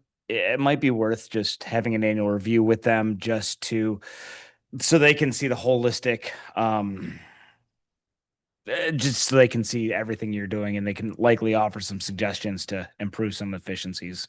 from the banking The side. one, we didn't put it out there as an efficiency and not recommending it, not recommending it. You do weekly payrolls. It's a mandatory negotiable item, so all unions would have to be negotiated and discuss it. But bi-weekly payroll would significantly improve staff capacity and finance because they're doing them weekly, which means they do the same thing 52 times that they could do 26 times. But that's a major switch. Lots of communities have done it, but it is a major impact on staff. Good luck negotiating that one. Yeah. The university does it Not once a month. recommending it, so I'm sharing it. The finance committee could come with a once a month proposal, and then the manager could look like a hero for going it back to wrestling you back to 2 weeks. All right. Okay. Matt, you have anything? Jacob, Leo? On the budget book software, Mhm. will that tightly integrate with Trio? Yes and no, which is probably my favorite answer when it comes to Trio. There are parts of it that we can import from Trio into the budget software. Unfortunately, Trio doesn't have a function that allows us to import into Trio very well. I've spoken with them about it. It's something we could request that they build and would be, of course, an additional cost. And they don't have a time frame on how long that would take. I think going out of Trio into this is probably the most important piece. I'm just concerned that it's potentially going to be another piece of software Mhm. that's something else to learn, doesn't integrate with Trio, gets us, we need to get this far and it gets us this far. Mhm. So hopefully we're doing some real good exploring and understanding. I mean, I think obviously if it can help, there's a lot to this 280-page budget. So anything that could be done to streamline it would be great. But I worry, and I also worry about if it's not integrated, getting inconsistencies in the numbers that we see, and nothing drives me more crazy than seeing a number one place and looking for where it came from and seeing a different number. So I would just caution that make sure that is tight. Yeah, we'll do some thorough research and ask questions and hopefully get a demo version of the software we can play around with. And I've reached out to some other communities to see what they're doing for software as well, just to kind of get a feel for what's out there and everything. Cool. Thanks. Council Marks? Yeah, I have two questions. One is, we keep hearing about the difficulties of Trio. I've heard about it a lot at the finance committee and it sounds super frustrating. And I guess I just am asking and assuming that if there was a better solution than Trio that you all would prefer, you would have brought that to us. Like, Trio is our thing. We're fully in Trio. We just love to hate Trio, or what? I would sort of like a bigger picture answer, maybe from town manager, or whoever, about, does Trio basically work for us and we just have small frustrations, or are we not loving it at all? I've spoken with some other communities and other meetings and conventions and whatnot. And the situation seems to be that they all have their own issues. And some of them, for example, Munis has a much higher price point than Trio. And we've kind of adapted the mentality with Trio. I feel, better the devil you know than the better the devil you don't. We have issues with Trio. We know most of its quirks, and we'd rather kind of fight the battles we're expecting than tackle new ones. And Thanks. I would add too, I mean, Trio was, I implemented it in 2 communities as their first ever. When it was non-cloud based, it was a different product than it is today. I've been relearning it. It's very different cloud-based. It's got some nice things. I see things I remember and I see things I forgot. The biggest thing, and Zach's being polite, cost can be a major deterrent to a town our size switching. The next step up could be a big gap. Trio's really doing a good job and has great value. We're going to do more research to see what others are doing, but that's probably the biggest challenge we'll have. Thanks. I had one other. The comment you made about the debt information, if I'm correct, the debt information is on page 125 and 126 in the appendices at this point, appendix 8, it looks like to me. And I just had a request on this debt document, the notes section. Most of the categories tell us what the original amount that was bonded out is, but not all. So if I go through like 1, 2, 3, 4 of them don't actually in the notes tell us what the original amount bonded was, and like 4 of them do. I just would love to have that amount in there for those, if that's something we have on record, just so it's sort of comparable how we're tracking things. We certainly have the principal remaining for each one and interest remaining, but I'm curious how much they originally were for also. And we do have a couple of refinancing, so sometimes that gets tricky when they merge 2 separate issuances into one refinance, but we'll grab something. Yeah, just something on those ones that are missing a figure on amount of those bonds. Thanks. Yep. Thank you, sir. Council Hardison, you have anything? Zach, so you finished training? Is that why the $10,000? What was the? Yes, that was tuition for my master's degree. I'm wrapping that up. I've got 1.5 classes left and I should be graduating in September. We should give him a mini grant or something. But Nice work. And I wanted to note that, you've been before us now with 3 different town managers presenting budgets for us. So that can't be a picnic. And I think I've been really impressed with just the kind of the growth and just the professionalism and things like that. So thank you so much. Thank you. Yep. Good job. All right. What was next? Did we have Clark? Speaking of professionalism.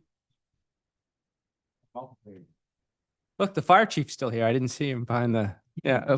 It's next. Yeah. Next. Hey, Shelley. I guess I'm the caboose tonight.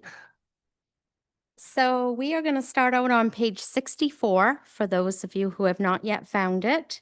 My department covers the town clerk's budget, the general assistance budget, as well as elections. I'm going to stick to the pages for the sake of time, and just go over a few pointers that I think are key that you are wondering about. So on operational overview, it does reflect current FTEs as 4. That is an increase from last year. Zach just let you all know that we lost a bookkeeper in the finance department. I basically have been reallocated or reassigned those hours because as we evaluated what happens in the clerk's office and the shifting of roles and duties, job assignments when that bookkeeper left, some of that work shifted to my department, so it only made sense to shift hours. And in doing that, we realized that staff in the clerk's office has to learn 21 different content areas. So they have to be trained in 21 different content areas, some of which are statutorily mandated. So when we look at the skill set and or the work that is done by your front office staff, it is quite an enormous challenge. Typical training for front office is 18 months to 3 years.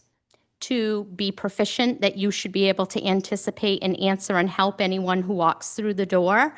What I can tell you right now is with the 2 current staff that we have, one of them is at about 1.5 years in, the other one's at 2 years in.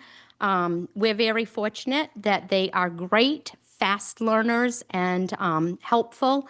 So we are on par where we should be at this point, but certainly succession planning and being able to have cross coverage so that we can meet our internal control of at least 2 people at all times at the front counter is one of my main concerns for the clerk's office, which is why, as I said, Operation Overview has gone to 4. You will see that vital records issued has increased. The biggest reason I can attribute to that is with Main ID coming in. We are seeing quite a storm of people coming through the door, not just to get vital records, but to get corrections to vital records and to troubleshoot or triage problems as to why they're being turned away at the driver's license module, because they get there, they have their stuff, there's problems, they come back, and we end up being that liaison between them and the state for corrections. I've also listed the excise fees and how those have grown over the year. You will see bolded in yellow is your FY25. That projection was put in there around February. I ran new projections today. As of today, we are collected at $781,309, which leaves about $105,000 left to collect for the rest of May and June. I anticipate that we will hit our target, so I'm not at this time concerned about revenues not coming in at the budget allowance that we would hope for. And a fun fact, on Thursday, the new license plates rolled out. We got the new Pine Tree plate. And when I checked the numbers this morning, staff had done 52 vehicles in one day. So 52 vehicles in one day is quite a significant volume of folks. On page 65, you are going to see some charts which talk about our GA. To summarize our GA, we have continued to see an increase. We have had about 34 active paid cases. As of right now, I'm looking at about $3,300 remaining in my budget. I have 2 cases that are circling the wagon, and if I end up approving those, then I'll be left with about $1,000 to get me through the month of June. So we have definitely used our general assistance. The main reason for that, of course, is the housing market being a bedroom community to Bangor. As Bangor has busted at the seams and not been able to find placement, people have expanded, and sometimes it's just across the line. And so we have picked up some hotel stays as well as some other rentals because there was no room at the inn. And the way that the state law works, if they are here one night and they come in with a need and they qualify, then we help them. So we have seen that budget exhausted. Moving along to page 66, this is where the nuts and the bolts of the budgets take shape. You are going to see with the town clerk's budget, had we not been increasing by one full-time position, for the majority of the lines, it would have been flat. Most of them come in at 0. You will see an increase with travel and training, and that is because of the increase of staff needing training. One of the things that we've done recently to try to keep costs down in that area is I have become a certified instructor for the state of Maine, and I work in partnership with a lot of the state agencies that I'm bringing the trainings to Orono. We're hosting them here and bringing clerks and municipal officials in. By doing that, I'm able to get staff in, get them trained, not have to pay for mileage and meals. And sometimes they even get a free training out of it and certification. So we really like that. Professional services, we can't really change. Things go up. Copiers, record storage, all of those things are the natural order of increase that I would expect. So that is my budget in a nutshell. Moving on to elections, you are seeing a significant decrease. And the reason for that decrease is because we are not in a presidential year. Now, what is on the horizon for elections that is important to you to pay attention to or at least be aware of is we are going to be rolling out brand new software statewide. We're rolling out brand new elections equipment statewide. There are 2 major initiatives possibly happening in November. And if those 2 initiatives happen, they will completely change the way that elections look. So I expect, even though our budget is going down in elections for this current year, there is going to be significant changes possibly around elections after voters have their say at the polls. So I will be back to update the council on those measures as they happen. General assistance, I've already told you that I'm at the bottom of the barrel for what I have for funds currently to get me through June. As a result of the current trends and what I see happening with recent legislative changes, I have recommended a $4,000 increase. However, have submitted a proposal to both Zach and Clint to possibly look at a new way of streamlining how we fund general assistance and how we receive back reimbursement of 70%, that perhaps we could look at this more like a reserve versus your operations budget, and then it would be a more self-sustaining department or program than having to talk about this every single year. But that's in the works. It's not for tonight. So for goals, what are the main goals? I've already told you one, succession planning. I'm very concerned about the clerk's office and the fact we have a young staff and the increase is only growing. It's only getting busier. The state continues to roll out mandates that aren't always funded, as we know. So therefore, I'm really watching those very closely. I'm also working with Clint and his team to look at records management, your retention schedule, your disposition schedule. What can we streamline? What is redundancy? I mean, if we've got 4 copies of one volume, do we really need 4 copies? And is any of the copies in the vault? So those are the kinds of questions that we're doing. We are also looking at cross-training of the first floor staff. A lot of what Zach and I do is an overlap. Zach and I handle the same documentation, but we look at it from the front and the back of the house. He's looking at it with a different magnifying glass than I am. But at the end of the day, it's all about transparency and making sure our internal controls are met so that the town is a town that is respected and appreciated for its attention to detail. So in a nutshell, clerk's budget, if you have questions, I can take them. Just as you jump in, the one thing that I would note is different, and again, she highlighted elections. It's not uncommon for a community to adopt a gubernatorial presidential election year as their budget and know that some years it'll come in and under, because next year you're going to have an increase in here because it'll gubernatorial year. And 3 years from now, it'll be up for presidential. So I know there's a savings that's been brought to you, but again, it would not be bad fiscal management to say, let's increase that up a little bit because it would be appropriate to maintain balance to the taxpayer. I know it's philosophy. It's a little bit of an increase. We don't need it.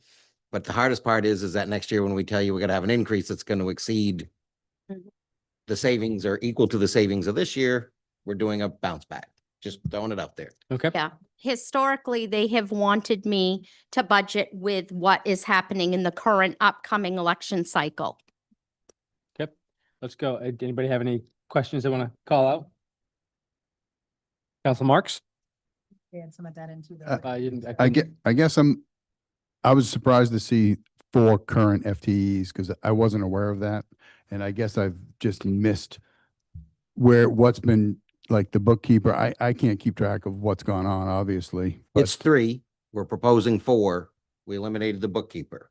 I didn't realize this was being proposed. Okay. Yeah, it's a little bit more complicated than that. There's my question too. I just wanted to clarify that. And also like note how it looks financially there. So I think, Leo, when we look at the increase to wages and benefits, what we're seeing is a full FTE being transferred into your department. Yes. But actually it's only a half an FTE being added to the budget because the bookkeeper was halftime in the finance department and halftime with Shelley. And now that position is, or not bookkeeper, am I right? Yes? Accountant You're is nodding half at me, on yes? total.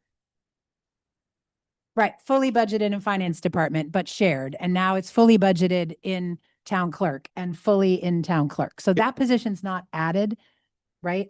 But there's a half position that is being requested. Do I have that correct? Yes. At And half addition, half FTE addition. And we had prior agreed that the accountant went from half-time to full-time with the assistant manager pay. I scale guess changes. this goes back to Sarah's request and that would be helpful to understand that. And I guess I misunderstood. I thought it was conveyed that this keeping what you currently have, but An FTE. Correct? for that office, it's up for that department, it's up a 1 FTE. They already had half of the person before. They just weren't paying for that half of the person. The person was being paid through the finance department, but half of their time was in the town clerk's office. So they're only What going, position was that? it's called bookkeeper, but it was half-time in the was- clerk's office. correct? Yes, bookkeeper assistant clerk was what she did. And she was a certified municipal clerk as well. I had gotten her through and she took the state training and been certified. So she has left. She used to Thing sit that up here. highlights though, that in a small town office, there's a lot of sharing. Yeah. And showing how we budget people, knowing that we have to resource across many broad functions is tricky. Yeah. For example, elections, a lot of the staff we have that work in the town also help serve through elections because we just have a higher need than what we can do without the adequate staffing. So this is one of those examples. You had a full-time bookkeeper correctly, always paid out of finance, but always worked at approximately half their time in the clerk's office. But they've always only showed 3. We made the decision to show it as 4 this year, which is a half a person increase overall, separate of what we did with the staff accountant. Which goes back to the request to get the FTE increase summarized for us before our next meeting. I need to Thank- see it on paper. Thanks. Thank you. Set, all set, sir? Yes, I have Okay. a comment for Clint before we go. to Sure. the budget. though. Okay. Are we on to that? Not yet. Andrea might have things. Andrea, you have anything? So I have one. What do you think? Can you summarize what are the challenges or in terms of workload challenges that we have as a college town, the biggest college town, in terms of, I've talked before about the transient nature of Orono and that we welcome a couple thousand new people to town every year and we have a lot of transition that other communities our size do not. Can you speak at all about the kind of stress that puts on you as in your office? So in regards to college students are coming in Sometimes it's the pushing of the nest. Mama bird has pushed them out and said, now it's time for you to fly. They have no idea what they need to register a car.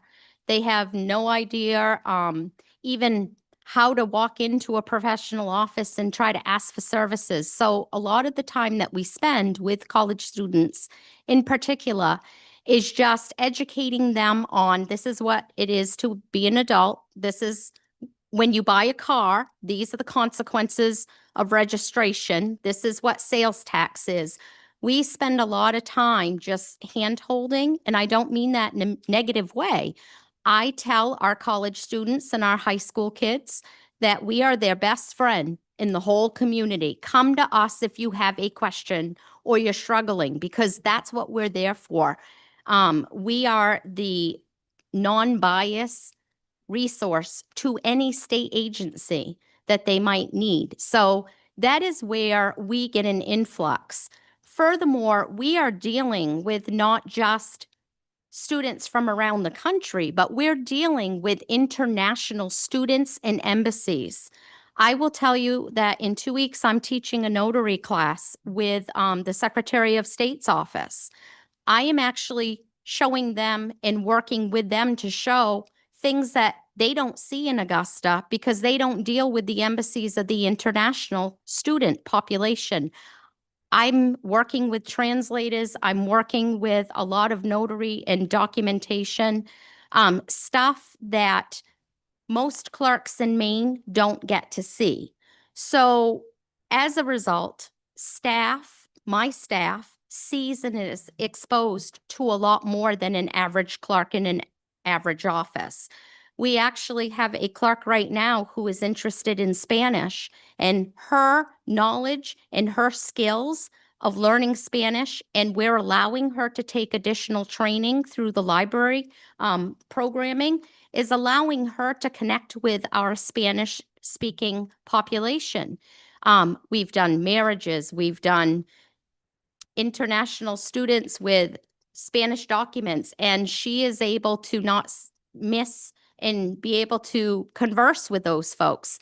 So in regards to the student population, it's education. It's also that they change dorms. Every time they get in a fight, I say that kind of funny, but every time they might have a fight or they want to switch their dorm or they want to move to an apartment complex or to one across town, that is all paperwork that we have to handle. So just look at our elections. On election day in a presidential election, I planned for at least 2,000 to 2,500 registrations in a single day. And the majority of those are all college students. So the work is the same, it's more complex. Yeah. And it takes many more times to explain it. There's only an Orono element to living here in our community, and I think I think a lot of our departments really lean into that, and it's helpful to hear. And I like the idea of it, helping, students come to Orono to learn in the classroom and in our community, and there's an adulting component to what we teach as a Yes. community to the students who these families trust us to help take care of their students, and I like hearing about that approach. So We thank you. have built a lot of relationships. Like when parents come the first year, freshman year, they come to my office. Now, this is the clerk's office. And I say to the parents, if you have any issues whatsoever, you call me. Here's my card. And then we work together to help them take flight out of the nest, because no one wants to drop their kid off and worry that they're going to crash and burn. Yeah. So our goal is to leave them in a better place than we find them. That's fabulous. Thank you. Yes. Oh, good. Is there something that whether you or in the town office that you need that would help what you do down there? And is that reflected in the budget? And if not, what could we do to make sure that you have that? I will say that the council has always been very generous. I've been given everything I've asked for. We also have such a good relationship with the university and with the community that I have volunteers that show up faithfully, just like Frederica here. I couldn't run the department and I couldn't be the clerk I am if I didn't have the community's support, the university's support, and the council's support. If I have a need, it's reflected in the budget, and that is why I have put in the request with Clint's help of asking for that position. So thank you for the question. I appreciate it. But I've not ever had a complaint about not getting what I needed. Leo, you had another one? Just had one more. On the motor vehicles, do you think, is your estimate that we will end up somewhere around last year or something? Because I looked at that number and thought, oh no, that's pretty low. But that's just like, that's not an estimate. That's like the count through now. So I keep a spreadsheet and it goes all the way back to 2015. Mhm. And if we come in at projection of what our average is right now, we're going to surpass what we put in our budget that we expected we would get. So right now we're at 781,309. We have 105,000 left to collect. And I believe, Clint, you and I conversed today. We're expecting, if we end up or land on average, we'll end at 905, 905,000. Now, having said that, that is only if the stars align. But How much of I that do we keep? can't promise. What about that I suppose the number of vehicles can be down and we can still, because vehicles are more expensive, we can still end up at our, Yeah, Well, we're not Revenue. recession proof either. So if people stop buying cars, we will automatically lose value because no one will bring a new car in. So it's all on the cycles of people and how often they want to replace their vehicles. So new vehicles are the driving force. They're the Right. highest, the 2.4%, 24 mils. If yes. you don't, that's the one that is the risk, is the new cars. If you're losing those, that maintains a long cycle through. So there's a lot more to do it. But I mean, last year, 2023, you're at 841. So this year's budget proposes 845. That's the conservative increase. And that's a $40,000 or $35,000 increase. So we're increasing our expecting revenues to offset losses. So, Thanks. okay. Anybody want to talk about tariffs while we're, no? We do a pretty good job of staying out of that kind of stuff. So, all right. It is. All right, we got some questions for the town manager, but Shelley, thank you so much. And thank you to all this. That's the last of the scheduled ones for tonight, right? For real. For real this time, and I apologize. And we would have never gotten done at 6:45 anyway. So, all right. So while we're still in the budget, Sarah has a question for Clint. Yes, for my fellow counselors, I'm on page 25 and 26 of the budget binder, which is the, in our introductory section from the town manager on the budget summary section. That's our municipal operating expense budget, those two pages on 25 and 26. Yep. On page 26, I would really like us to all see the number of the subtotal before debt and capital are accounted for. So that would be an operating budget subtotal there. Debt and capital are not really part of our operating budget. I can do the math. I can take the amount that, is here on the 993,855 decrease under debt and capital. And I can, make the math and take a look at the 195,534, and I can figure out that our operating expenses are actually growing by 798,321. But I would really like to just have that on there so that when we're looking at this page, we're seeing what's happening with operating budget growth apart from debt and capital. Leo's got a question So- that may answer the. Unless he's objecting on council, I would just like that figure on there. I already had a request, I think that does cover that and asking for this minus the bottom part. I mean, I think that's on that, you get that directly from here too, right? Either way, I just want to see the operating expense growth line, and it is on this document on page 26. You can get that number by doing the math, but I'd like to see it highlighted. So when we look at it, we're always looking at what our operating expenses are doing.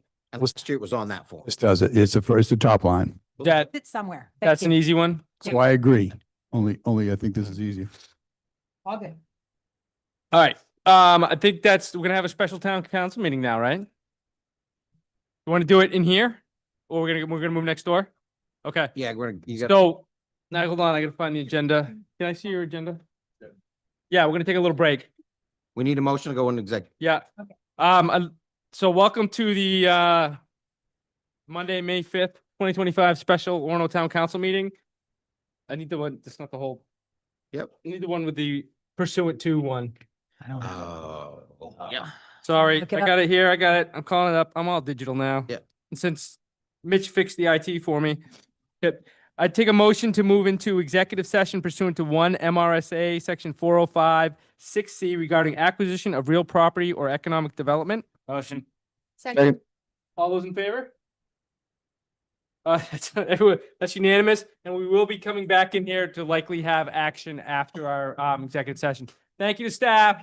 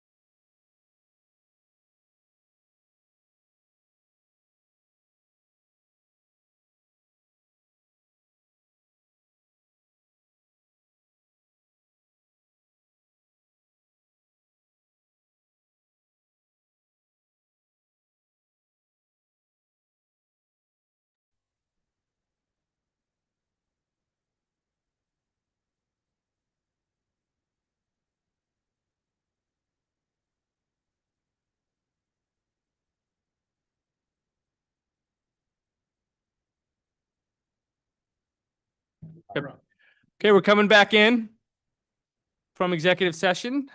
And I would let's take an order, a motion on order 2575, and then I'll read it into the record. So moved. Second? Okay. Order 2575, be it ordered that the town council authorizes the town manager to negotiation and present for final council approval a purchase and sale agreement for 56 Main Street. That's the building right across the street, the vacant bank building. That the intended use of the purpose of the property is transportation improvements for pedestrian mobility on Route 2 and Pine Street, public parking with green space for the downtown, temporary library space during construction of the Orono Public Library, assembly of land for economic development, and consideration for the eventual location of the police department.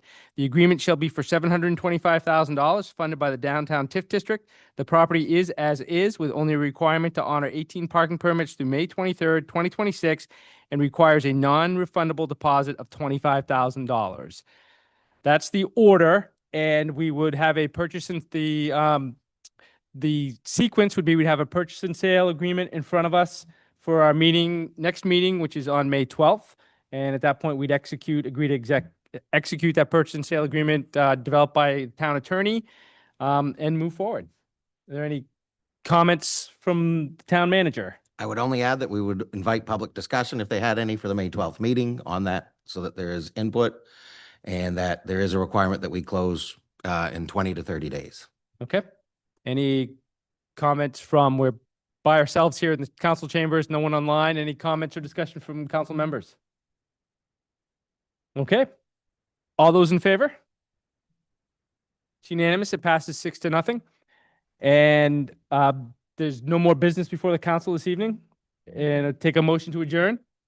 So moved. Second. Moved and second. All in favor? That's unanimous. Thank you very much. Good night, Orono. Your own radio show.